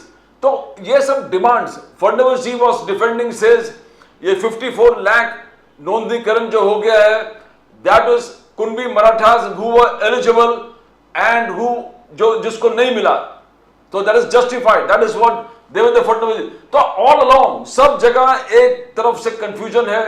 Now, how do you see future? किस प्रकार से आप देख रहे हो? Because OBC का आंदोलन भी है, उसके बाद मराठास, इनफैक्ट जरांगे पाटिल जी फिर वापस उपोषण हंगर स्ट्राइक पर बैठने वाले हैं. That's what he said on the 10th of February. तो how do you see it, Bharat Soni साहब? प्रदीप जी, देखिए कैसा है, draft notification has been issued. अब ये ड्राफ्ट नोटिफिकेशन का इंप्लीमेंटेशन किस प्रकार से होने वाला है, कब होने वाला है, उसके ऊपर अभी तक कोई बात नहीं है. सर देखिए, देवेंद्र फडणवीस जी ना is a very cunning politician, I should say. I am sorry, मेरे शब्दों के लिए मैं माफी चाहूंगा, लेकिन सर देखिए किस प्रकार से पहले उन्होंने इनको बोल दिया मुझे सत्ता पे आने दीजिए, मैं तुरंत कर दूंगा, सेकंड मीटिंग थर्ड मीटिंग में कर दूंगा. उसी प्रकार से धनगर को भी उन्होंने बोला कि धनगर का जो रिजर्वेशन है वो भी इसी प्रकार से दे देंगे. कितने सर आप किसको नहीं दे सकने वाले हो? अगर आपको हमारे कॉन्स्टिट्यूशन का framework SC/ST reservation and OBC के रिजर्वेशन अगर इन्होंने पढ़ा हो तो उसमें से इन्होंने देखना चाहिए. इतने सीजन, और वो खुद को बोलते हैं कि वो is a well read and well understood politician, तो उन्होंने देखना चाहिए कि ये कैसे बुमरैंग होगा उनके ऊपर। तो सर अभी वो दे नहीं पा रहे, इसलिए उनके ही कैबिनेट के मेंबर उनका अपोज कर रहे हैं। Sir what Chhagan Bhujbal ji saying has been, उनके पार्ट, वो जिस फैक्शन को बिलोंग करते हैं एनसीपी के, उन्होंने बोला कि जो छगन भुजबल जी का स्टैंड है वो हमारा स्टैंड है। तो सर ये किसका क्या स्टैंड है? why there is such a confusion is created, और लोगों को आप गुमराह क्यों कर रहे हो? और अगर जो इतना बड़ा उनका मोर्चा को आपने न्यू बॉम्बे में रोक के उनके साथ वो ना सर ब्राउनी पॉइंट स्कोर कर लिए, हो गया, तो दीजिए अभी क्यों मनोज जरंगे पाटिल जी अभी उनको बोल रहे कि मुझे फिर से आंदोलन करना पड़ेगा? ऐसे कैसे हो सकता है सर? 1986 में राजीव जी ने एक आसाम एकॉर्ड किया था, उस एकॉर्ड के बाद वहां पर हमारी सरकार नहीं आई, असम गण परिषद आई। उस टाइम पे ऐसे नहीं बोला कि राजीव जी ने जो एकॉर्ड साइन किया है उसका हमें मंजूर नहीं है, उसका इम्प्लीमेंटेशन किया। सर कांग्रेस कभी भी कोई भी ऐसा काम करती है तो वो किस प्रकार से, how it will fall in place, वो कैसे उसका इम्प्लीमेंटेशन होता, उसके साथ एंड टू एंड उसका देख के करती है। ऐसे नहीं कि उनको एक बार उनको मना लो बाद में दिया जाएगा। तो वो आके अभी थोड़े दिनों में आके ये बड़ा मामला बनने वाला है। हम लोग सभी लोग चाहते हैं कि ऐसा नहीं बने, लेकिन सर जरूर ये बुमरैंग होने वाला है। Sir, Assam Accord was signed in 1985. Yes, sir. Yes. Not 1986, sir, 85. And the sorry, sir. Yeah. yes, it was signed I with stand the corrected, sir. it was signed with the all Assam students. It was somewhere in August 1985, no, sir? And they then became the Assam Gana Parishad. After that, the Assam Gana Parishad government was formed with the Yes, Prafulla Prafulla Kumar Mahanta Mohan as ji. the chief minister. Yes, that's right. Yes, yes. He had to, he had to get everything done. It was, in fact, it was signed on the 15th of August 1985. 15 अगस्त को sign हुआ था sir, 15 August 1985. Yes, sir. Yes, yes. And we can talk about the Assam Accord, of course. I have lots and lots of objections to the Assam Accord, but that's a separate issue. And I'm sure so do you, and so did a lot of congressmen. In fact, Mr. Hiteshwar Saikia, the chief minister, long-serving chief minister of Assam, had lots and lots of objections. In fact, he had advised in writing that please don't sign this because this will not work. And I agree with him. Of course, his son, Mr. Saikia Jr., is very much part of the Congress at the moment and one of your leading lights. And is seen along with Mr. Rahul Gandhi everywhere. तो sir चलते चलते ये मराठा आरक्षण का जो issue है ये solve कैसे होगा सर? ये तो बता दें, मतलब क्या होने वाला है यहाँ पे? सर ये अभी जो रूलिंग डिस्पेंसेशन है महाराष्ट्र में, एकनाथ शिंदे जी, देवेंद्र फडणवीस जी और Ajit Pawar ji, they are very smart people, they are very well read, well known, और सर ये इनका सारा समझदारी के लोग हैं। तो ये लोग करेंगे। हम लोग तो we are holding a wait and watch policy कि किस प्रकार से सर बेसिकली कोई भी पॉलिसी आप लाए उसका implementation end to end execution कैसे होगा ये सोचना चाहिए। ये सोचे अगर इन्होंने किया है तो नेचुरली सर इसके रिपरकशंस बहुत खराब आएंगे हमारे पास, क्योंकि सर अगर मराठा को आरक्षण अगर ओबीसी में से दिया है तो naturally they would strike, naturally they would oppose it. So it is $1 million question for all of us, sir, how it is going to be implemented. But then Devendra Fadnavis is there. He is a very bright person, brighter politician. So he must have thought something how it will fall in place. Right. He also is telling that he is going to center against. He is going to the center again. Ajay, thank you very much. Thank you, sir. Thank you very much. Pradeep ji, thank you very much. Har Har Mahadev, Har Har Mahadev, sir. Jai Shri Ram. Thank you. Fantastic. Har Mahadev, sir. Har Har Mahadev. Jai Shri Ram. Jai Shri Ram. And I hope the Congress comes to its senses. That's all that I can say. I mean, how can you... Pradeep ji, you've been in politics. You've been in active politics. How can you possibly just protest over this? I mean, मतलब आपकी majority आपका सब कुछ है, फिर भी आप हार गए. मतलब it takes a particularly special talent to lose when you have a majority. I mean, I don't know. Let's go across straight to Mr. Anand Dubey. आनंद दुबे जी के पास जाते हैं. हमारे बड़े अच्छे मित्र हैं आनंद दुबे जी, उद्धव ठाकरे सेना के. आनंद दुबे जी नमस्कार. नमस्कार. क्या बात है, नमस्कार सर, नमस्कार नमस्कार। अरे आज नए आज छा गए सर, नया खमचा, क्या बात है सर, जबरदस्त। जय हिंद, जय महाराष्ट्र, जय भवानी, जय शिवाजी, जय सिया राम सर, जय सिया राम और हर हर जय महादेव। सिया राम, जय सिया राम। सर तो आप ही क्या लक्ष्मण हाके साहब को पुलिस पकड़ के ले गई है अभी? लक्ष्मण हाके साहब उद्धव ठाकरे सेना के प्रवक्ता हैं, लीडर हैं, धांगड़ कम्युनिटी के लीडर हैं, धांगड़ समुदाय के, क्योंकि उन्होंने प्रोटेस्ट किया मराठा आरक्षण को लेकर के। जिस प्रकार मराठा आरक्षण, उन्होंने कहा कि भाई जहाँ तक मराठाओं का सवाल है, उनकी आप जो सोशल बैकवर्डनेस है, सामाजिक तौर पे जो पिछड़ापन है, वो आप कैसे प्रूव करेंगे? इस वक्तव्य को लेकर के उनको उठा लिया गया है। मतलब ये क्या हुआ भाई? ये तो मेरी समझ के बाहर है। यहाँ पर कोई प्रोटेस्ट भी नहीं कर सकता आप क्या? आनंद दुबे साहब, Anand Dubey ji, can you hear me? Sir आवाज अभी आवाज आ रही? हाँ अभी आई, अभी आई। मैंने कहा कि आप ही के लक्ष्मण हाके साहब दांगड़ नेता हैं उद्धव ठाकरे सेना के। उन्होंने जब प्रोटेस्ट किया कि मराठा आरक्षण आप कैसे दे सकते हैं, जबकि समिति ने अपनी रिपोर्ट नहीं दी है कि मराठा समुदाय जो है वो सामाजिक तौर पर कैसे पिछड़ा हुआ है, उनको उठा करके ले गए सर। राजीव जी, प्रदीप जी, नमस्ते। नमस्कार। लक्ष्मण नमस्कार। हाके जी प्रवक्ता हैं मेरे साथ और मेरे अच्छे मित्र हैं। जी, लेकिन मुझे आपके माध्यम से अभी सूचना मिल रही है कि उन्हें गिरफ्तार करके पुलिस ले गई है। गिरफ्तार मुझे किया इसके है कि बारे नहीं में मालूम नहीं, मुझे उठा इसके के ले बारे में गए पता, अच्छा उनको, मुझे पता नहीं, उनको उठा के लेके गए। कोई जी। बात नहीं। लोकतंत्र में आंदोलन करना हमारा अधिकार है और हमें उठा कर ले जाना पुलिस का अधिकार है, कोई बात नहीं। अब किस विषय पर ले गई है, क्या था, इसकी जब तक कोई जानकारी मैं नहीं ले लूँगा, इस पर कुछ कह पाना उचित नहीं होगा। और मराठा आरक्षण पर जैसा पहले भी हमने कहा था, मैं फिर कह रहा हूँ कि जब तक 50% की सुप्रीम कोर्ट की जो कैपिंग है वो नहीं आप बढ़ाएंगे, तब तक कैसे देंगे? अगर आप उसको देंगे तो जो ओबीसी को पहले से 27% मिल रहा है वो इफेक्ट हो जाएगा, और ज़्यादा देंगे तो फिर सुप्रीम कोर्ट का मामला आ जाएगा।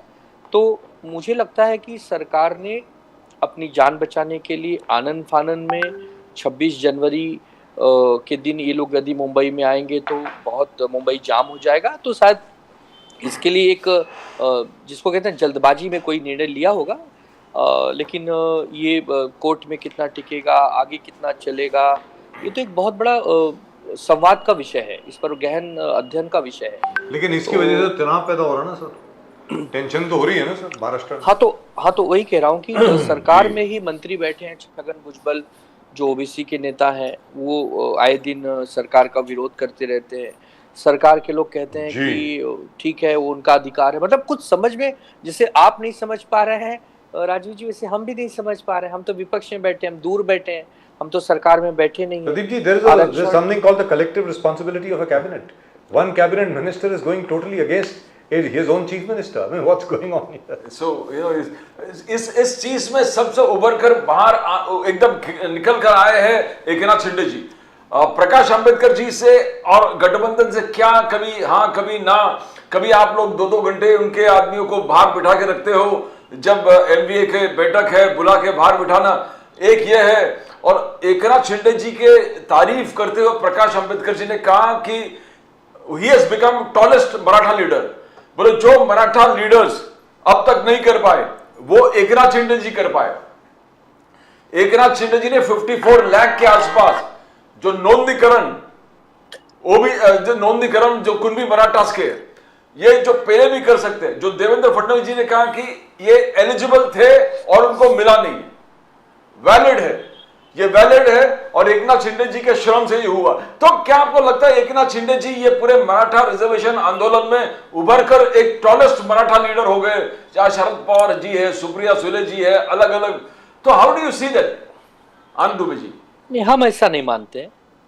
उन्हीं की सरकार में बैठे दूसरे मंत्री उनको गंभीरता से लेने को तैयार नहीं, कह रहे हैं कि जिस प्रकार उन्होंने आनन फानन में फैसला सुना है हमें मान्य नहीं है। ये एकनाथ शिंदे जी और उनकी क्षमता के ऊपर का विषय है। इसमें जब तक केंद्र सरकार स्वयं प्रधानमंत्री हस्तक्षेप नहीं करेंगे ये मामला नहीं सुलझेगा। एक बार, 2 बार, 10 बार, अब इसी पे बार बार यदि चर्चा होगी तो उसका भी कोई निवारण नहीं है ना। हम बार बार कह रहे हैं कि सुप्रीम कोर्ट में जो 50% की समय एक सीमित सीमा है, उसको जब तक बढ़ाकर 70, 75 या 65 नहीं की जाएगी, तब तक मराठा समाज और ओबीसी समाज को दोनों को आरक्षण कैसे आप देंगे? ये असंभव है। ठीक है, कुछ समय के लिए जरूर आपके सामने समाधान आया है कि विरोध नहीं हो रहा है, मनोज जरांगे पाटिल जी अपनी पूरी टीम के साथ वापस जा चुके हैं, कोई धरना प्रदर्शन भूख हड़ताल नहीं कर रहे थोड़े समय के लिए। हम सबको पता है कि अभी लोकसभा के चुनाव किसी भी समय लग जाएंगे, चुनाव आयोग किसी भी समय कोड ऑफ कंडक्ट लगा देगा। तो केंद्र सरकार और राज्य सरकार को इस बात का एहसास है कि हम इस पछड़े में नहीं पड़ना चाहते, इसे खींचो, इसे थोड़ा आगे बढ़ाओ। ये उनकी रणनीति होगी और उस पर वो काम भी कर रहे हैं, लेकिन इससे मराठा समाज के लोगों को कोई फायदा नहीं हो रहा है, वो छले जा रहे हैं। जिस प्रकार उन्होंने अपनी मांगों को आंदोलन के तहत पूरे महाराष्ट्र और देश भर तक पहुंचाया, उस पर न्याय कहाँ मिला उन्हें? तो किसी को थोड़े समय के लिए खुश कर देना और उसको पूर्णतः संपूर्ण न्याय न देना, यही तो भारतीय जनता पार्टी की चालबाजी है। तो क्या करें इस पर बताइए। लेकिन इसके बारे में आपको लगता नहीं कि आनंद दुबे जी, आप मतलब खुद पॉलिटिक्स में इतने सालों से हैं, आप खुद देख रहे हैं कि क्या हो रहा है, आपको लगता नहीं है कि जैसे हमारे आदरणीय सम्माननीय मुख्यमंत्री जी जो है एकनाथ शिंदे जी, उनके पास तो बड़े लीगल एडवाइजर्स हैं, सब लोग हैं उनके पास, आपको लगता नहीं कि उनको ये कहा गया होगा कि भाई देखिए ये इम्प्लीमेंट नहीं हो पाएगा तो अब आगे क्या? क्योंकि जब मराठा आरक्षण के एवज में जो लोग प्रोटेस्ट करने के लिए आ रहे थे, अगर उनको मालूम पड़ गया कि भाई इसमें कुछ होने वाला नहीं है, फिर आगे कोई बात मानेगा नहीं। आनंद दुबे जी, बस यही बात जो आप कह रहे हैं यही मैं कहना चाहता हूं। उन्होंने समय खींचा है, जिसको हम अंग्रेजी में कहते हैं टाइम पास। उन्होंने टाइम को पास किया है कि ये वक्त उलझन का नहीं है उनके लिए, क्योंकि उनको चुनाव में जाना है। हम विपक्ष में बैठे हैं, हम आए दिन उनको घेरते रहते हैं, उनकी कुनीतियों का विरोध करते रहते हैं, ये उनको भली भांति पता है। लेकिन इससे फायदा तो मराठा भाई बहनों का नहीं हुआ ना। हम बार बार एक ही बात कह रहे हैं कि ये प्रधानमंत्री जी के स्तर का विषय है, इसमें राज्य सरकार कुछ नहीं कर पाएगी। जो केंद्र सरकार में बैठा है वो मदद कर पाएगा, चाहे आज भाजपा बैठी है और कल अगर इंडिया गठबंधन की सरकार बनती है तो इंडिया गठबंधन के जो प्रधानमंत्री होंगे वो कर पाएंगे। फिर भी यदि कोई इस बात को मानने को तैयार नहीं है राजीव जी, तो हम क्या कहें? इस पर चुप्पी साधने में ही हमें भलाई है। यहाँ पर आप इंडिया गठबंधन की बात कर रहे हो आनंद दुबे जी, मगर गठबंधन का क्या स्टेटस है? ममता दीदी अलग हो गए, नीतीश कुमार अलग हो रहे, केजरीवाल है नहीं है, वो ही बात चल रहा है, दिल्ली पंजाब हाथ मत लगाओ हमारा। तो ये यहाँ पर क्या उद्धव ठाकरे जी, शरद पवार जी, तो इंडिया गठबंधन का क्या सीपीएम कुछ अलग राग वहां पर? तो ये इंडिया गठबंधन है कि नहीं? नीतीश कुमार कुछ और, नीतीश कुमार तो पार्टी छोड़कर बीजेपी के दामन में जाके बढ़ गए। तो ये इंडिया गठबंधन का होगा क्या? और आपको 53 से कांग्रेस के साथ मिलकर 270 तक पहुंचना है, 270 प्लस कहां दिख रहा है? लोगों को कन्विंस करना पड़ेगा आनंद दुबे जी, ये क्या हो रहा है? इंडिया अलायंस को क्या हो रहा है? आप ठीक बात कर रहे हैं कि जब इंडिया गठबंधन की पहली बैठक पटना में हुई, बिहार में हुई, फिर बेंगलुरु में हुई, फिर मुंबई में हुई, दिल्ली में हुई, तो एक मजबूत गठबंधन बन के उभरा। ये वही गठबंधन है जिसके लिए प्रधानमंत्री जी को घमंडिया कहना पड़ा, कटाक्ष करने पड़े, उनको भी इस ताकत का एहसास रहा है। लेकिन पिछले 2-4 दिनों में जो घटनाक्रम बदले हैं, उससे कहीं न कहीं एक चोट पहुंची है, एक दुख पहुंचा है कि जिन नीतीश कुमार जी को हम संयोजक बनाने चाहते हैं, प्रधानमंत्री स्तर का कद उन्हें देना चाहते हैं, वो अचानक क्या ऐसी बात हो गई कि बीजेपी के साथ चले गए। आए दिनों खबरें आती हैं कि ममता बनर्जी जी नाराज हैं, भगवंत सिंह मान जी नाराज हैं, अखिलेश यादव जी नाराज हैं, ये खबरें आती हैं। ये बात भी ठीक है, शायद ही कोई प्रवक्ता होगा जो इससे इनकार करेगा, मैं भी नहीं करूँगा। लेकिन साथ ही साथ देश के मूड को भी तो पहचानिए। जिस प्रकार देश का मूड बदल रहा है, आज 10 साल होने आ गए, जिस प्रकार देश के सामने वादे हुए थे, देश के सामने इस समय वर्तमान जो चुनौतियां हैं, वो कैसे कौन पार्टी आगे लेके जा सकती है, कौन गठबंधन आगे ले जा सकता है, ये भी तो महत्वपूर्ण है। ठीक है, थोड़े से हमारे मतभेद हैं, कहीं कहीं मनमुटाव है, सीटों को लेकर कहीं उलझन है, लेकिन जनता साथ यदि हो तो इन उलझनों का भी निपटारा किया जा सकता है। हमें विश्वास है कि जैसे जैसे हमारी मीटिंगें बढ़ती जाएंगी हम इस पर जीत पाएंगे। आपने देखा कि अभी कल ही हमारी बैठक हुई महाविकास आघाड़ी की महाराष्ट्र में, मुंबई में, जिसमें वंचित बहुजन आघाड़ी के भी नेता उसमें आए। आपने बाहर बिठा दिया 2 घंटे, वो शिकायत है नहीं आपके नहीं खिलाफ? नहीं नहीं नहीं नहीं नहीं नहीं नहीं, वो जरूर एक गलत फहमी कहूंगा, एक गलत फहमी है, ऐसा कुछ नहीं है। हमारे मित्र पक्ष का हम हमेशा सम्मान करते हैं। कुछ त्रुटियां यदि हुई होंगी तो उसके लिए बड़ा हृदय करके हम क्षमा भी मांगेंगे, लेकिन जिस प्रकार प्रकाश आंबेडकर जी आज भारतीय जनता पार्टी के खिलाफ लड़ रहे हैं, हम यही आशा, यही उम्मीद करेंगे कि वो महाविकास आघाड़ी के साथ आ जाए ताकि उनकी लड़ाई और आसान हो जाए और साथ ही साथ हमारी लड़ाई भी आसान हो जाए। यह बात सीटों का नहीं है, कौन कितने जीतेगा, कौन कहां लड़ेगा, ये प्रश्न नहीं है। भारतीय जनता पार्टी को यदि इस बार 2024 में नहीं हराया गया तो लोकतंत्र जब खतरे में आ जाएगा। बड़े बड़े नेता कह रहे हैं, क्या वो सत्य न हो जाए? ये भी गंभीरता से देखने की बात है। कल जिस प्रकार चंडीगढ़ में महापौर के चुनाव में घटना घटी, पूरे देश ने देखा। बड़ा दुर्भाग्यपूर्ण है कि 20 वोट्स महागठबंधन के पास हैं, 16 वोट भारतीय जनता पार्टी के पास हैं, लेकिन बड़े ही चालाकी के साथ 8 वोट्स को निरस्त कर दिया जाता है, सस्पेंड कर दिया जाता है, उनके वोट्स को इनवैलिड कर दिया जाता है, डिस्क्वालीफाइड कर दिया जाता है और 16 वोटों के साथ एक छोटी पार्टी महापौर बना ले जाती है।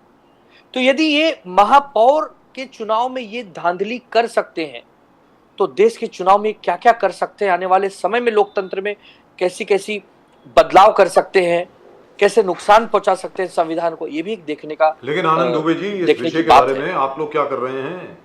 ये तो आप लोग बहुत पहले से कह रहे हैं कि जहां तक ईवीएम का प्रश्न है, ईवीएम के ऊपर डाउट है, शक है।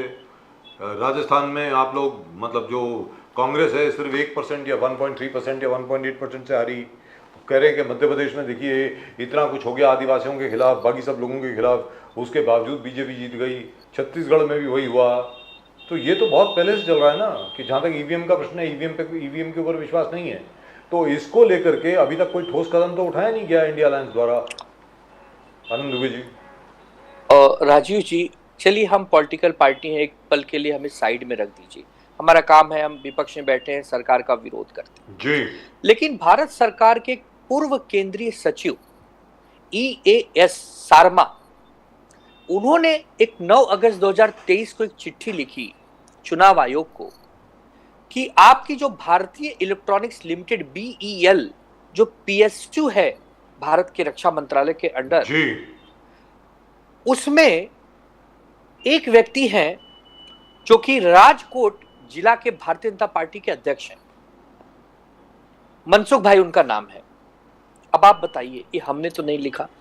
9 अगस्त, आज 4-5 महीने बीत गए, चुनाव आयोग ने उनको कोई जवाब तक नहीं दिया। क्या इतने सेंसिटिव विषय में, इतने गोपनीय विषय में पॉलिटिकल पार्टी के नेता डायरेक्टर बन सकते हैं? आप बताइए। नहीं बन सकते। आप भी यही कहेंगे कि नहीं बन सकते। पेट्रोलियम मिनिस्ट्री में आप बन सकते हैं, किसी बैंक में आप नॉमिनी हो सकते हैं, वो अलग विषय है। लेकिन जिससे भाग्य विधाता कहा जाए, जो भाग्य बनाने वाला है देश का, राज्य का, सरकारें बननी है, बिगड़नी है, उस मशीन को, जो मशीन में चिप बनता है, उन सबको जिसको जिम्मेदारी दी गई है, वो पॉलिटिकल आदमी कैसे हो सकता है? All right, now local media, Mr. Anand Dubey, just one second. Local media from Ranchi is reporting that Mr. Hemant Soren has been arrested and an official announcement will be made shortly, which means that the ED decided to arrest him much before he could meet the governor. The governor had given him and his MLAs time to meet at 9 p.m. The Enforcement Directorate, according to the local media of Ranchi, has arrested him already and we are just waiting for the announcement.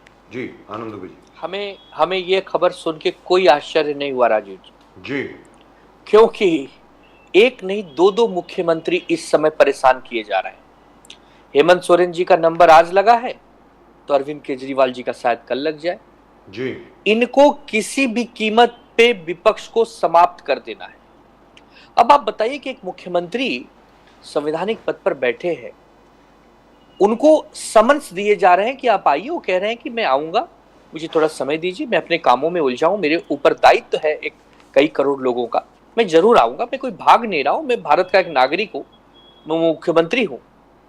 और उनको पता है कि मुझे गिरफ्तार करेंगे, इसलिए अपने विधायकों को एक बस में एकत्रित करके सबकी चिट्ठी लेकर, उनको भी पता है कि भाई ये जोड़ तोड़ फोड़ लोटस, ऑपरेशन लोटस कभी भी हो सकता है। और आजकल तो जैसे एनडीए होता है और इंडिया होता है जिसमें कई सारे दल होते हैं, जैसे इंडिया में शिवसेना है, आरजेडी है, एसपी है, कांग्रेस है, आम आदमी पार्टी, वैसे बीजेपी के एनडीए में बीजेपी है, उनके पास एकनाथ शिंदे की शिवसेना है, ईडी है, सीबीआई है, अब तो चुनाव आयोग है उनके पास भी एक बड़ा महागठबंधन है, तो सब काम पे लग जाते हैं। तो ये इस खबर से कोई बहुत आश्चर्यचकित नहीं हूं, लेकिन दुर्भाग्यपूर्ण है कि जिस प्रकार मुख्यमंत्रियों को परेशान किया जा रहा है। तो सोचिए आप और हम कौन हैं? हमारी पार्टी के सूरज चौहान जेल में बंद हैं, संजय राउत के भाई संदीप राउत कल 8 घंटा बैठ के आए ईडी में, किशोरीताई पेडनेकर 6 घंटा बैठ के आई, रविंद्र वाइकर जी 4 घंटा बैठ के आए। ये क्या हो रहा है भाई? इस भारत में 29 राज्य और 8 केंद्र शासित प्रदेश है, क्या जहां जहां भारतीय जनता पार्टी की सरकारें वहां ईडी सीबीआई क्या किसी को पकड़ती नहीं? क्या उस सारे मंत्री नेतागण अफसर आपस में कोई भ्रष्टाचार करते ही नहीं? ये मतलब ये आश्चर्य कहूं या इसको 8वां अजूबा कहूं कि जहां जहां विपक्ष की सरकारें हैं, विपक्ष के नेता हैं, विपक्ष के अधिकारी हैं, बस वहीं भ्रष्टाचार है, और बाकी जहां करीबन 1.5 दर्जन से ज्यादा राज्यों में बीजेपी की सरकार है, वहां क्या मजाल है कि वहां पर कोई पकड़ा। आनंद दुबे जी, बीजेपी का कहना है कि लोग जिस प्रकार से परिवारवाद को टुकरा रहे डेमोक्रेटिकली, वो पूरा मिसाल उन्होंने अपने आप से बताया। बोले कश्मीर में अब्दुल्ला फैमिली को हटा दिया, पंजाब में बादल फैमिली को हटा दिया, हरियाणा में हुड्डा फैमिली को हटा दिया, यूपी में यादव फैमिली को हटा दिया, बिहार में लालू यादव फैमिली को हटा दिया, महाराष्ट्र में उद्धव जी ठाकरे जी उस सरकार को हटा दे, शरद पवार जी।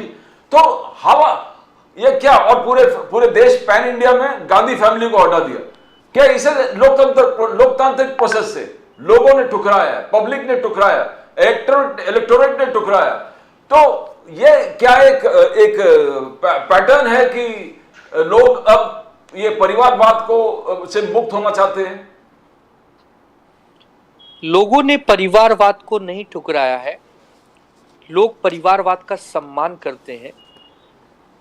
प्रबोधनकार ठाकरे जी के सुपुत्र बाला साहब ठाकरे जी, बाला साहब ठाकरे जी के सुपुत्र उद्धव ठाकरे जी, उद्धव ठाकरे जी के सुपुत्र आदित्य ठाकरे जी, एक 4 पीढ़ी यदि लोक सेवा में अपने आप को समर्पित कर देती है तो मैं नहीं समझता कि लोग इन्हें ठुकराएंगे। भारतीय जनता पार्टी के साथ यदि आप खड़े हैं तो आप परिवारवादी नहीं हैं, आप बहुत ही देशभक्त राष्ट्रभक्त हैं। अपना दल हो, अकाली दल हो, शिवसेना हो, चाहे और भी बहुत सारे छोटे बड़े दल हैं, यदि वो भाजपा के साथ है तो बहुत बड़े राष्ट्र निर्माता हैं, लेकिन यदि भाजपा के विरोध में खड़े हैं तो परिवारवादी हैं।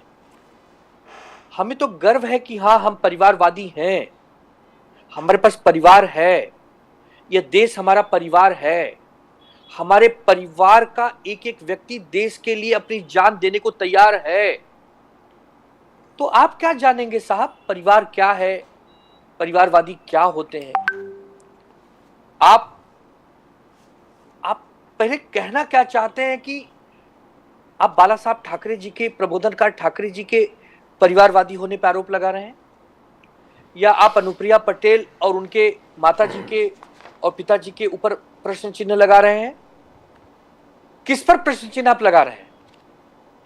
तो हम नहीं समझते कि ऐसी बेबुनियाद बातें करके आप देश को क्यों बरगलाना चाहते हैं।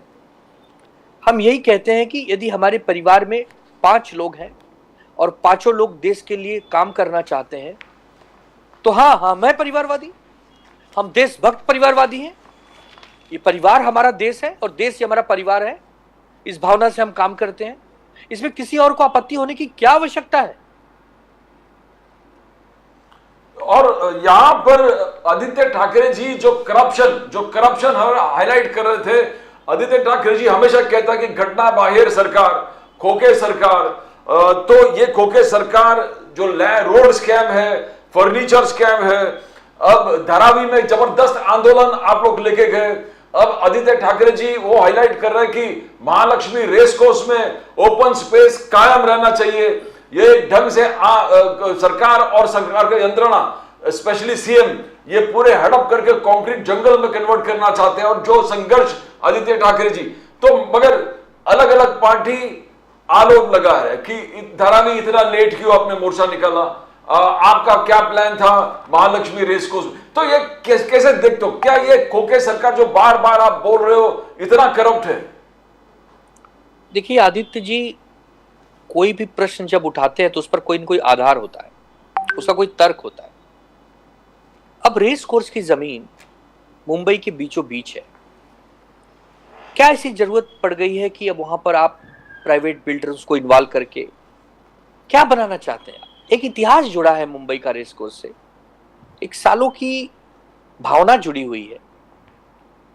क्या आप कब तक उद्योगपतियों के लिए काम करेंगे? आज की रिपोर्ट्स आई है, आदित्य ठाकरे जी ने ट्वीट भी किया है कि मुंबई में जो विधायक गण है, जो जनता द्वारा चुने गए हैं, उनको जो राज्य सरकारें या बीएमसी कॉर्पोरेशन के जो फंड्स होते हैं वो क्यों कम दिए जा रहे हैं जो विपक्ष में बैठा, और उसे क्यों ज्यादा दिए जा रहे हैं जो सरकार में बैठा है? क्यों? इस पर सवाल हम नहीं पूछे।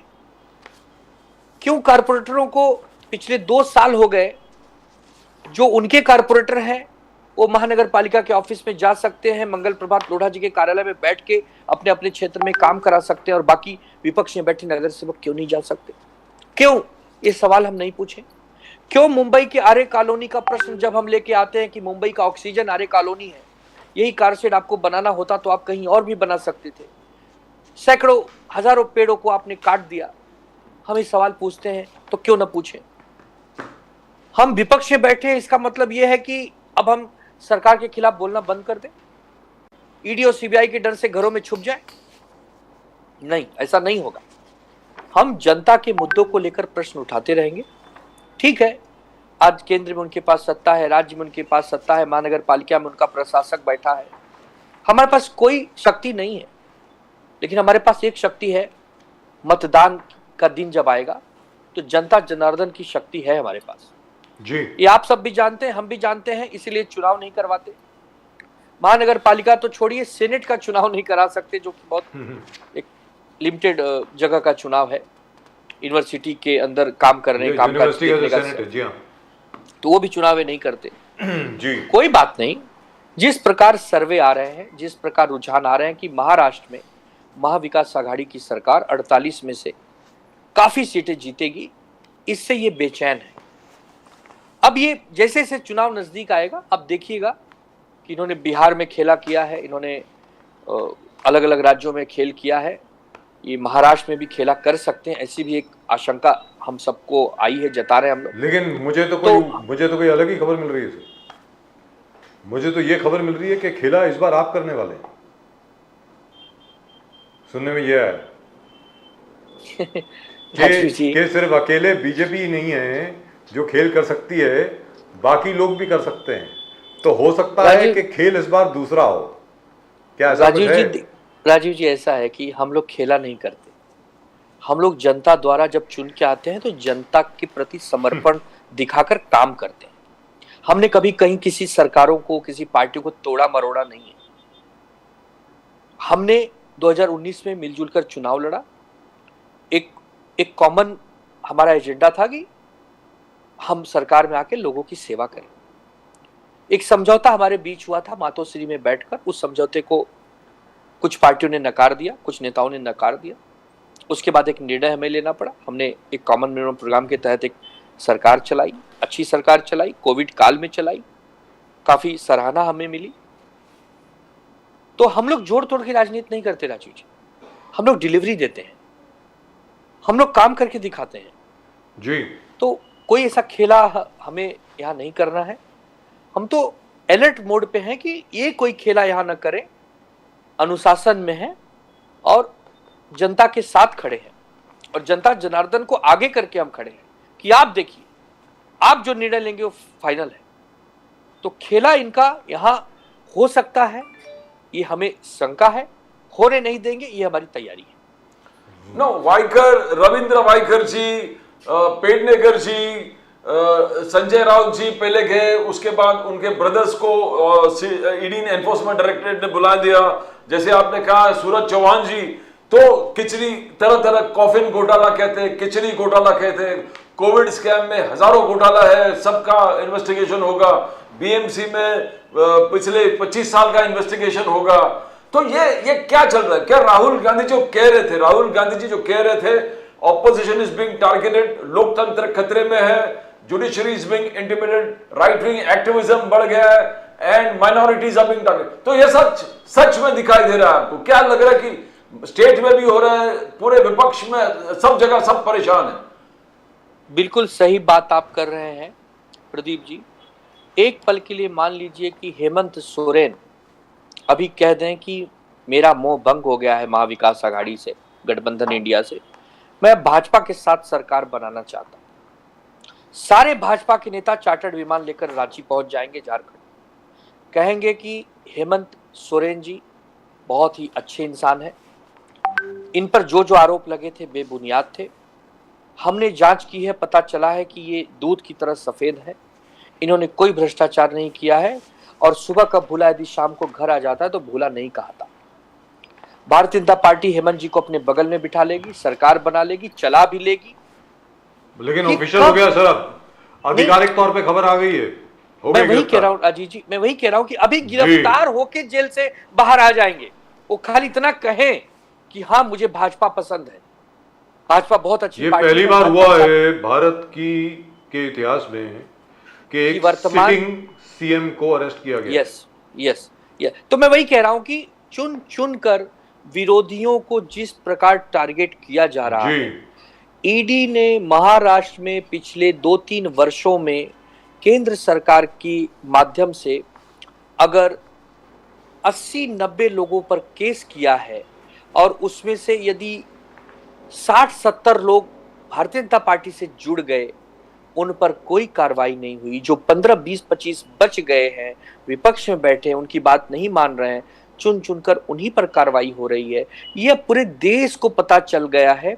अब सब सड़कों पर, चौराहों पर चर्चा करते हैं कि ईडी और सीबीआई ये भारतीय जनता पार्टी की बी टीम है, उनके महागठबंधन का एक हिस्सा है, उनके प्रचारक हैं, स्टार प्रचारक हैं, जहां जहां वो हारने लगती हैं ये प्रचार करने चले जाते हैं।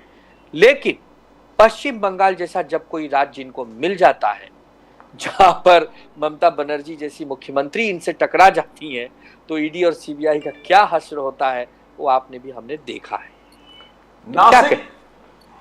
नासिक अधिवेशन में महानिष्ठा, महान्याय, उद्धव ठाकरे जी, आदित्य ठाकरे जी ने वो जो रेजोल्यूशन पास किया, शेतकरी त्रस्त, महिलाओं पर अत्याचार, शेतकरी का आत्महत्या, कंटिन्यूस फार्मर सुइसाइड, एजुकेटेड बेरोजगार, पढ़ा लिखा बेरोजगार, तो ये बहुत अहम मुद्दा है महाराष्ट्र के लिए, अहम मुद्दा है महाराष्ट्र के लिए।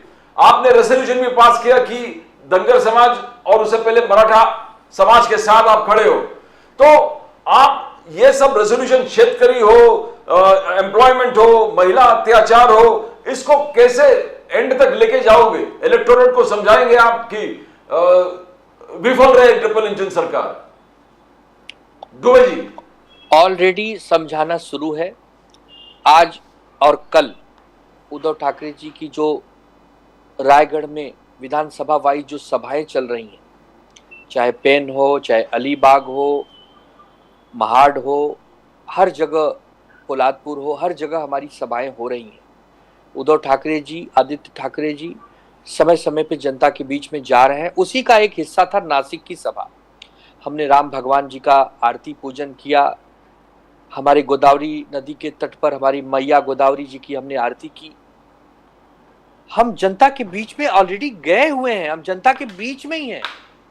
हम जनता को एहसास दिला रहे हैं कि देखिए हम विकल्प हैं, इस समय जो मौजूदा सरकार राज्य में बैठी है, जो अपने आप को ट्रिपल इंजन करने का दावा करती है, वो पूरी तरह से फेल हो गई है। एक भी इंजन में ईंधन नहीं है, और बिना ईंधन इंजन केवल एक डब्बा होता है। तो इस डब्बे को हटाइए और एक आधुनिक तकनीकी से लैस इंजन है महा विकास आघाड़ी की, जिसमें उद्धव ठाकरे जी, कांग्रेस पार्टी, शरद पवार जी, वंचित बहुजन आघाड़ी, इनको साथ में लीजिए। ये आपका विकास करेंगे, आपके सुख दुख पर खड़े रहेंगे, शेतकरी भाई बहनों का पीड़ा समझेंगे, नौजवानों को रोजगार दिलाने में मदद करेंगे। तो हम लोग ऑलरेडी महिला सुरक्षा, स्वास्थ्य, शिक्षा, सब पर ऑलरेडी हम जनता के बीच में जाके बात कर रहे हैं, और हमें बहुत अच्छा प्रतिसाद मिल रहा है, बहुत अच्छा रिस्पांस मिल रहा है। हम और भी बहुत सभाएं करेंगे। All right, in the meantime, Mr. Hemant Soren has already written his resignation and it is going to be given to the Honorable Governor very shortly. And Mr. Champai Soren, Mr. Hemant Soren's younger brother, has been elected as the leader of the legislative party, and he will be sworn in as the Chief Minister very, very shortly. जी, आनंद दुबे जी। अब क्या कहें राजीव जी, ये इसको हम यही कह सकते हैं कि किसी को इतना परेशान कर दो कि आदमी सरेंडर हो जाए या तो टूट जाए। तो ये तोड़ने का एक तो प्रयास आपको क्या होगा। लगता है, how much time does mister Kejriwal ji के लिए कितना वक्त बचा है? हेमंत सोरेन साहब तो क्या कहें, अब ये तो खतरे की घंटी है। अब खतरे की घंटी है, उनको भी कई समन्स आते हैं रोज। वो भी कहते हैं कि मैंने कई बार जवाब दे दिया, सीबीआई के सामने प्रस्तुत हो गया, घंटों घंटों मेरी बातचीत हो गई। अब मेरे ऊपर क्या आरोप है कि ये लोग पकड़ना, इनका एक ही है कि पकड़ के जेल में डाल दो। आपको याद होगा संजय राउत जी के केस में करीब करीब 100 दिन ईडी ने उनको जेल में रखा। हाई कोर्ट ने जब फटकार लगाई कि भाई संजय राउत जी को किस बिना पे पकड़ा है, आधार क्या है, तथ्य क्या है, ये गिरफ्तारी संवैधानिक नहीं है, आप उन्हें छोड़िए, उन्हें बेल मिल गई। लेकिन इस 100 दिन तो वापस अब संजय राउत जी, लेकिन उस विषय के बारे में कोई बात नहीं करता है। देखिए साहब, जो पूरा मीडिया उस विषय के बारे में कोई बात नहीं करता है। मैं वही कह रहा हूं कि जो हाई कोर्ट ने पूछा कि under which law have you put him inside. अब आप सोचिए राजू जी, खिचड़ी घोटाले का आरोप लग रहा है। सुनिए ध्यान से, संजय राउत जी के भाई है संदीप राउत, वो कह रहे हैं कि 5 लाख रुपए का ये मामला है। 5 लाख जी, मैंने लाखों रुपए की खिचड़ी सरकार की मदद से भी और अपनी मदद से भी लोगों को खिला दी जी। मैंने एक सेवा की। उस समय पेंडेमिक था, लोग परेशान थे, जीवन मृत्यु का सवाल था। उस समय अन्नदान सबसे बड़ा महादान था।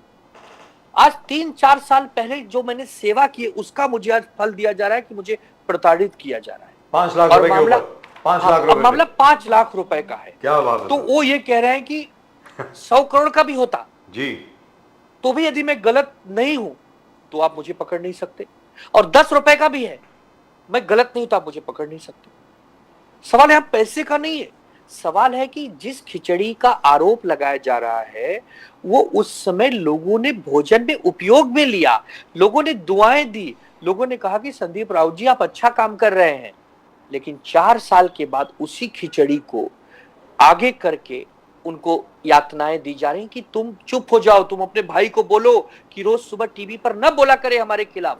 बताइए अब ये कौन सी राजनीति है राजीव जी? अब परिवार बचाओ उनका कहना है। बीजेपी जेपी नड्डा बोले कि इनका ऑपोजिशन एक ही मकसद है कि झूठे मूठे परिवार बचाओ, प्रॉपर्टी बचाओ, भ्रष्टाचार के आरोपों से बचो, इसीलिए संगठित हो जाओ और बीजेपी के खिलाफ लड़ो। मगर अभी वो इंडिया अलायंस भी नहीं है। तो क्या आखिरकार प्रॉपर्टी बचाओ, परिवार बचाओ यही नारा लेके? अच्छा एक बात बताइए प्रदीप जी, 10 साल होने आ गया केंद्र सरकार में बीजेपी को। 10 साल। हम सब एक पल के लिए मान लेते हैं कि हम सब भ्रष्टाचारी हैं, सारी परिवारवादी पार्टियां हैं, सबने देश को लूट लिया है। आपकी एजेंसियां 10-10 साल में एक व्यक्ति को फांसी पर चढ़ा पाई क्या? एक व्यक्ति को सजा दिला पाई क्या? एक व्यक्ति को ऐसा कहा गया कि भैया अब इनको आज 20 साल बामुशक्कत की सजा होती है क्योंकि इन्होंने 50 करोड़ का घोटाला किया है? एक आदमी का नाम बताइए, एक आदमी। एक आदमी का नाम बताइए कि जिनको सुप्रीम कोर्ट तक केस लड़ा गया हो और कोर्ट ने कह दिया हो कि भाई ये आदमी चीटर है, ये आदमी भ्रष्टाचारी है, इसको फांसी पर कल लटका दिया जाए। उसका कारण है कि जिस प्रकार का ये माहौल बनाते हैं ना, वो माहौल में दम होता नहीं। हेमंत सोरेन जी पे आरोप है कि उन्होंने कोयला घोटाला कर दिया। अरविंद केजरीवाल पर आरोप है कि उन्होंने शराब घोटाला कर दिया। संजय राउत जी पे आरोप है कि उन्होंने एक पत्रा वाले चाल में घोटाला कर दिया।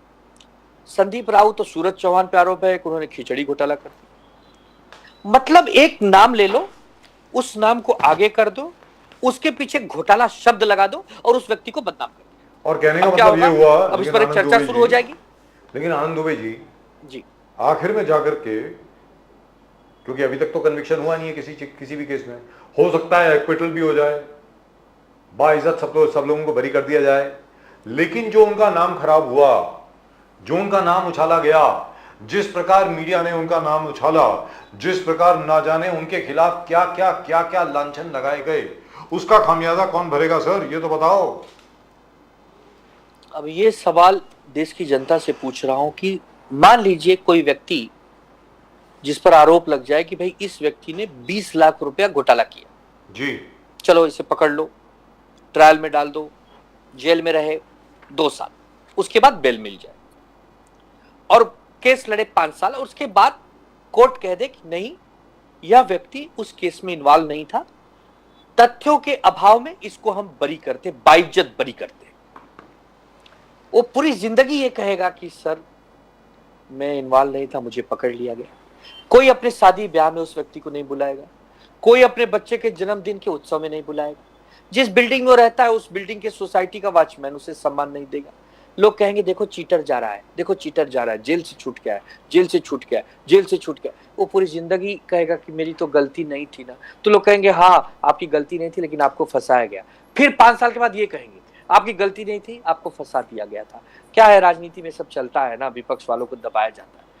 क्या कहें, मतलब अब ये एक नया जो राजनीति है, कभी कभी डर लगता है राजीव जी, आप और हम, आप पत्रकार हैं, हम प्रवक्ता हैं, किसी को कितना आसान है ना मैं कहने का करना। मतलब ये हुआ, जिसके खिलाफ अगर केस हो गया, जिसको समन चला गया, जो और ऊपर से जो अरेस्ट हो गया, मतलब उसका कन्विक्शन भी हो गया मीडिया में। तो जैसे हेमंत सोरेन साहब जो हैं वो तो गिल्टी है सर। अब पूरे देश में चर्चा शुरू हो गई, हेमंत सोरेन पकड़े गए, हेमंत सोरेन धरे गए। अरे भाई हेमंत सोरेन की क्या गलती की, क्या नहीं की, ये तो जब 2-5 साल बाद आएगा तब तक तो कहानियां बदल गई होंगी और तब तक बेचारे जेल में रहेंगे। क्या कहे अब राजू जी, देखिए आप और यहाँ पर तो और पीएमएलए में तो बेल भी नहीं मिलता सर, 6 महीने तक तो मिलता नहीं। मैं सवाल ही कह रहा हूँ कि आप एक योग्य है प्रदीप जी, और आप दोनों जन विद्वान हैं, बुद्धिमान हैं, बहुत वरिष्ठ हैं। जब हम बहुत यंग बच्चे हुआ करते थे कॉलेज में, तब आप बड़े मने, तब टीवी कम चैनल थे, तब आप पत्रकारिता करते थे, हम लोग ने देखा है। तो आप मनी मन जो मुस्कुरा कर कहना चाह रहे हो मैं समझता हूँ, और देश की जनता भी समझती है, बट एक वही कहावत है कि ना, कि करें तो क्या करें, कहें तो क्या करें। सड़क पे आइए सर, आपको प्रोटेस्ट करना पड़ेगा, आप पॉलिटिकल पार्टी हैं। I am not a political party, I can only carry whatever you से विदाउट इंटरप्शन। आपने देखा होगा हम लोग इंटरप्ट नहीं करते साहब, किसी को पूरी बात कहने का मौका देते हैं। मैं आपको ये नहीं कहता हूं कि बाकी सब चैनल में ना प्रदीप जी कहते हैं ना मैं कहता हूं आपके ऊपर चिल्लाते नहीं हैं। हम लोग ये नहीं कहते कि तुमने धोखा दिया, ये किया, वो किया। अरे भाई जो आपका मत है, आपका हक बनता है लोगों के सामने रखने का, और हम लोग अपना प्लेटफॉर्म सबको देते हैं कि भाई आप अपनी बात सामने रखें। लेकिन जहां तक राजनीति का प्रश्न है, सड़क की राजनीति का प्रश्न है, आनंद दुबे साहब माफ कीजिएगा, ये पहली बार मैंने किसी शिवसेना, बाला साहब ठाकरे की शिवसेना के प्रवक्ता को ये कहते हुए सुना है, हम करें तो क्या करें। सर अपना रूप धारण कीजिए ना राजू जी। सर, भय बिन हुई ना प्रीति, याद रखिए। राजू जी, आपके शो को करोड़ों लोग देखते हैं, आपकी व्यूवरशिप बहुत तगड़ी है, बहुत गंभीरता से इस शो को लिया जाता है। यूट्यूब के माध्यम से, हम सब ट्विटर के माध्यम से, इंस्टाग्राम, फेसबुक के माध्यम से देखते हैं। हम यही कहना चाहेंगे कि अब ये लड़ाई सिर्फ शिवसेना या कांग्रेस की नहीं है, ये लड़ाई अब देश के 140 करोड़ देशवासियों की है। 150 हो गए सर अब तो। हाँ, अब अगर लोकतंत्र को जैसे अटल बिहारी वाजपेयी जी, इंदिरा गांधी जी, नेहरू जी, राजीव गांधी जी, डॉक्टर मनमोहन सिंह जी के रूप में हम सब ने देखा है, इतिहास में पढ़ा है, बड़े सम्मान से उन सबका नाम आज हम लेते हैं। यही सम्मान आने वाले समय में पीढ़ियां 2014 से 2024 की ले पाएंगी क्या, ये महत्वपूर्ण विषय है। और जिस प्रकार तानाशाही, अहंकार अपने चरम पर है, ऐसा कभी भारत के लोकतंत्र में हुआ नहीं है। इमरजेंसी जब लगी थी 75 में, इमरजेंसी का किसी ने समर्थन नहीं किया। आज भी इमरजेंसी को एक कलंकित इतिहास के रूप में देखा जाता है और कांग्रेस को इसका हमेशा भुगतान सहना पड़ता है। उसी प्रकार 2014 से 24 को भारतीय जनता पार्टी को सहना पड़ेगा। आज उनकी सत्ता है, अहंकार है, आज उन पर कोई शासन नहीं कर पा रहा है या उनको कोई नियंत्रण में नहीं कर पा रहा, लेकिन एक समय आएगा जब उनको हिसाब देना पड़ेगा। मतलब अपना टाइम आएगा। हाँ, आनंद दुबे जी, अपना टाइम आएगा, मतलब 100% आएगा अपना टाइम। और जिस प्रकार इन एजेंसियों को कठपुतलियां बनाई गई है ना जी, यही एजेंसियां दूसरों के हाथ में जब आएंगी तो ये जो कठपुतलियां बनी हैं इनको भी हिसाब देना होगा। हिसाब तो सभी को देना पड़ता है सर, कभी ना कभी तो हिसाब देना पड़ता है लोगों को, ऐसी बात नहीं है। जो भी हो, हिसाब हर एक का होता है। फिलहाल आनंद दुबे जी, बहुत बहुत धन्यवाद आपका।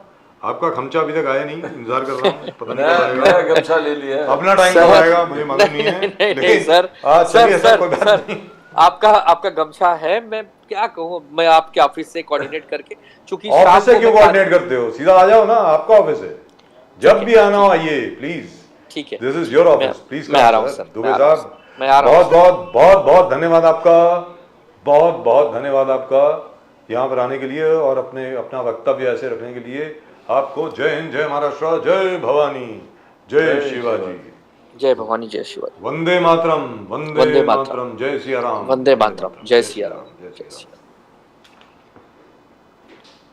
So Pradeep ji, Hemant Soren goes. Yes. Next to go, Mr. Kejriwal.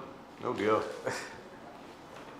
All right, so Not get into it. Mr. Sandeep Kotke is in traffic. He'll take some time. I don't think we'll be able to take him today. So let's take a few comments. भाई को 10 के करीब comments जरा दे दें आप. Around 10 comments or so. Let's take a look. But I'm very sad to see a sitting chief minister being arrested. I hope to God he's not guilty. But if he's guilty, he's guilty. I mean, that's it, Pradeep ji. There's nothing to it. Nothing to worry. Nothing to worry. No, the point is he'll be exposed before the public, but you need to have material facts against him.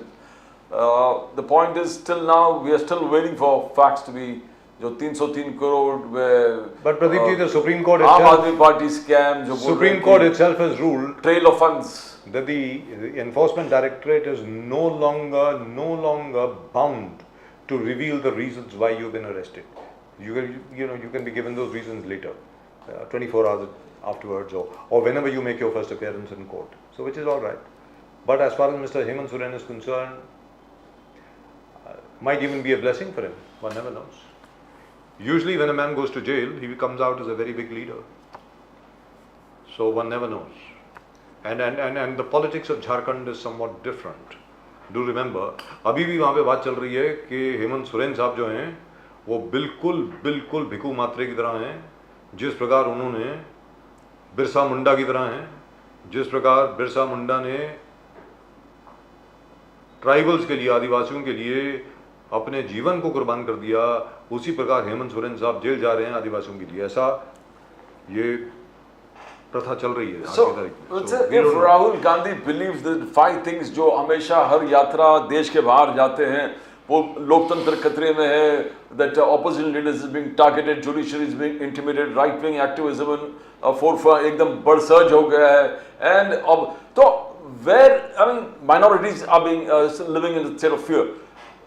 They need to substantiate that. They need to get to the people, move the people. They have to create rubble across the nation.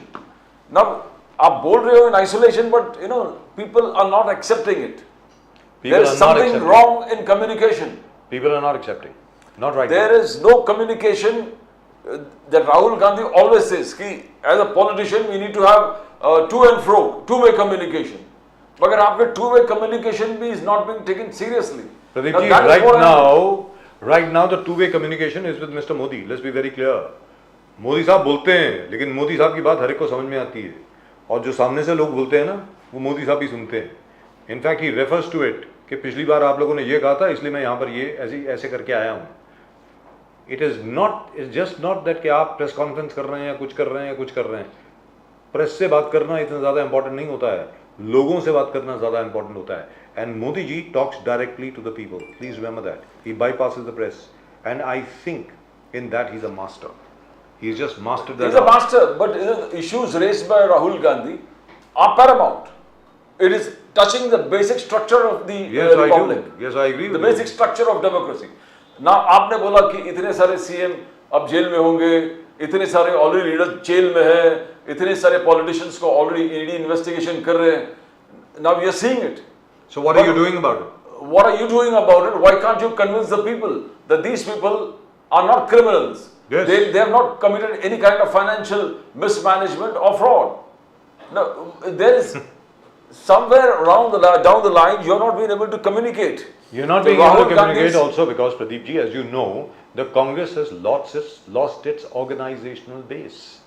आज की तारीख में, जैसे आप खुद बोलते हैं यहाँ पर, ना जाने कितने वर्षों से Congress was the paramount power in Maharashtra. अगर आप सिर्फ महाराष्ट्र की बात करें, आज की तारीख में भी कांग्रेस की जो पहुंच है, कांग्रेस का जो समर्थन है लोगों में, वो जबरदस्त है. They are just not able to exploit it because you don't have the organization, because you have destroyed the organization because of a few satraps who made a lot of money. Pradeep ji, जिनके पास 50 लाख रुपए नहीं हुआ करते थे, 5 लाख नहीं हुआ करते थे, आज 450 करोड़ और 500 करोड़ के मालिक हैं. They have said so in their election affidavits. मैं तो इलेक्शन एफिडेविट को कोट कर रहा हूं. जहां 5 लाख होते थे किसी के पास, आज की तारीख में 500 करोड़ की संपत्ति है. लोग देखते नहीं है क्या? You have to answer somewhere or the other. The Congress also has to answer as to how is it that people who became corporators, MLAs, ministers over here and MPs suddenly became super rich. How? They have no business. They are not Bill Gates or they are not Steve Jobs.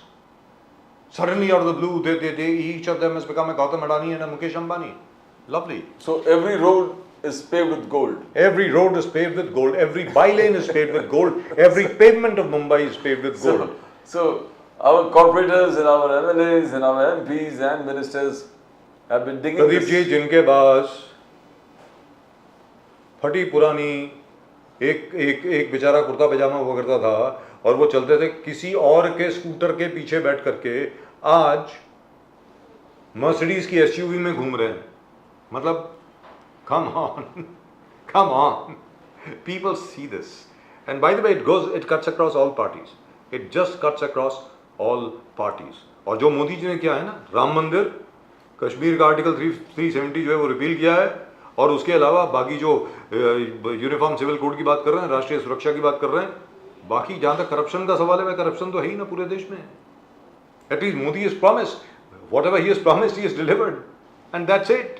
अरे भाई 1956 के manifesto में था, 1956 के manifesto में था जनसंघ के, वो डिलीवर कर दिया आदमी ने.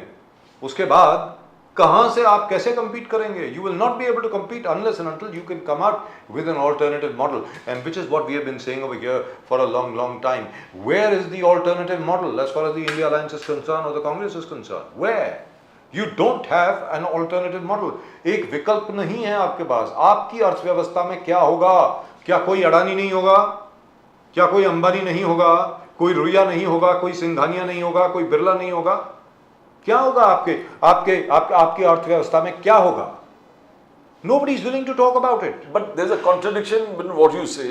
You say the enemies are Ambani's and the Adani. I never said that. No, not you. I'm talking about the Congress. I'm talking about the Congress. I'm Yes. not talking about you. Yes. The Congress says that Adani is the common enemy over here. But your own state chief ministers are dealing with Adani. Why not? Why should they? Your They need his state money. chief. So when you say Adani जी का 20,000 करोड़ का घोटाला है, फिर 15,000 करोड़ और जुड़ गया, 35,000 करोड़ का घोटाला है. सर अभी तो जब तक चुनाव आएंगे 1.5 लाख करोड़ का हो जाएगा सर. तो ये आप जब बोल रहे हो, राहुल जी बोल रहे हैं, तो एक तो उनके घटक दल ही उसके साथ नहीं दे रहे। Sharad Pawar ji the same time is hobnobbing with Adani. Baramati में अडानी जी जाके उनके एग्रीकल्चरल IT पार्क का उद्घाटन कर रहे हैं। Mamata Banerjee is talking to Adani for the recently formed in Telangana, Chief Minister, he himself is Revanth Reddy. Yes, dealing with Adani and his projects. Why not? तो आप लीडर कुछ और बोल रहे हैं, लोग कंफ्यूज है लीडरशिप में कि लीडरशिप ना बोल रहे और आपके स्टेट चीफ मिनिस्टर उसको साथ में लेके जा रहे हैं। In any event, the Adani thing is just like the Rafale deal. It's a red herring. Nobody cares. आप देखिए साहब, मोदी जी जो बात करते हैं ना वो दिल को छू लेती है बात, सीधी बात है, वो लोगों के दिल की बात है। आप लोगों के दिल की बात करना शुरू कर दीजिए, लोग आपके साथ हो जाएंगे। अब मैं तो नहीं बता सकता आपको कि आपके मतलब लोगों के दिल की बात क्या है। After all, you are paying some big agency, God knows how much of money. Nobody is paying us, by the way. So I don't see, Pradeep ji, why we should advise the Congress on what they ought to do. God bless you. That's it. You are a 139-year-old party. Figure it out for yourselves. Right, let's take a look at some of the comments which have come in. Dikhaएं, please. Let's take a look. Again, दीपक केदार, यार दीपक केदार साहब तो साहब अभी तो वो शरद पवार जी से मिले अभी वो तस्वीर भी देखी हम लोगों ने, माशाल्लाह जबरदस्त। Can we take a look. जय भीम भाई, okay boss. Comedian Raj 1 2 3, Ram मंदिर सिर्फ और सिर्फ चुनाव के लिए बनाया गया है, ऐसा कॉमेडियन राज साहब ने कहा है। I don't agree of course, I feel it's the fulfilment of a promise which had been made long time ago. मस्जिद के लिए जगह मिली है, वहाँ लगा देना, क्या लगा देना मालूम नहीं। चलिए, all 7157 @all 7157 again mister Deepak Kedar. अरे क्या सारे 10 कमेंट दीपक केदार साहब के ही हैं क्या? चलिए आगे बढ़िए। द किंग ऑफ भाईज Deepak Kedar. Sachin Kale 7708 mister Deepak Kedar is really and truly very popular. Pradeep ji जबरदस्त। चलिए आगे बढ़े। And he is got hearts in blue, blue being the color of all the Bhim parties. Nizamuddin Rahim साहब कल भी थे हमारे साथ जी। ज्ञान व्यापी धर्म ये नहीं, गौ मांस खाकर पूजा करेंगे तो नहीं चलेगी। प्लीज अपना ज्ञान आप लोग अपनी पॉकेट में रखो। श्याम सिंघा 5374। श्याम सिंघा साहब मुझे बार एडवाइस देते हैं, यार अपना ज्ञान अपनी पॉकेट में रखो। चलिए श्याम सिंघा साहब thank you. Deepak Kedar again. चलिए let's see what the people say about him. We must call him more often. Deepak bhai. Yeah. Pratik's Creation 1 जी आगे बढ़ें। Again निजामुद्दीन रहीम साहब of the Congress Party। ये वही है भाई, आपने दोबारा वही चीज दिखा दी है। Can we move on please? You've shown this again. Is that it? Pappu Rahul Gandhi is a Pappu. He is not at all capable of running politics. So tell him to sit in his house and tell him to marry. Otherwise, he will not be having family and not a political career. I think that's what he means. He's written career as in a cycle carrier. But anyway, that's it. That's all we've got for you in tonight's show. I think that's just about it. That is just about it as far as tonight's show is concerned. आप please अपने comments भेजते रहें. We love your comments. Your comments are beautiful. They make my day. आप अपने comment जरूर भेजते रहें। With the news that mister Hemant Soren has been arrested and his brother Champai Soren in all likelihood will be sworn in as the chief minister of Jharkhand. Pradeep ji, you want to add anything? We're seeing one of the biggest, I can say, attacks on corrupt people. If you see fairly, if you think that all these arrests are bona fide arrests, then this is one of the biggest campaigns against corrupt politicians. A sitting chief minister has been arrested for the first time, and I think if indeed Mr. Hemant Soren is guilty or whatever he has been charged with, I think the Enforcement Directorate must be congratulated for showing a lot of courage in the face of so much of criticism and opposition. And the fifth summon for Arvind Kejriwal ji. And the fifth summon for Mr. Arvind Kejriwal, where Mr. Arvind Kejriwal will be hard pressed to prove his innocence or to prove the fact that he has nothing to do with anything. That's just about it for tonight's show. आज के show में सिर्फ इतना ही। आप देखते रहे nation now. आप subscribe जरूर करें चैनल को। Please subscribe to the channel. अगर आपने अभी तक सब्सक्राइब नहीं किया है तो जरूर करें।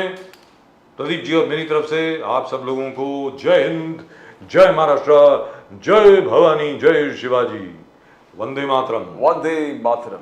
जय सिया राम, जय श्री हर हर महादेव। हर हर महादेव।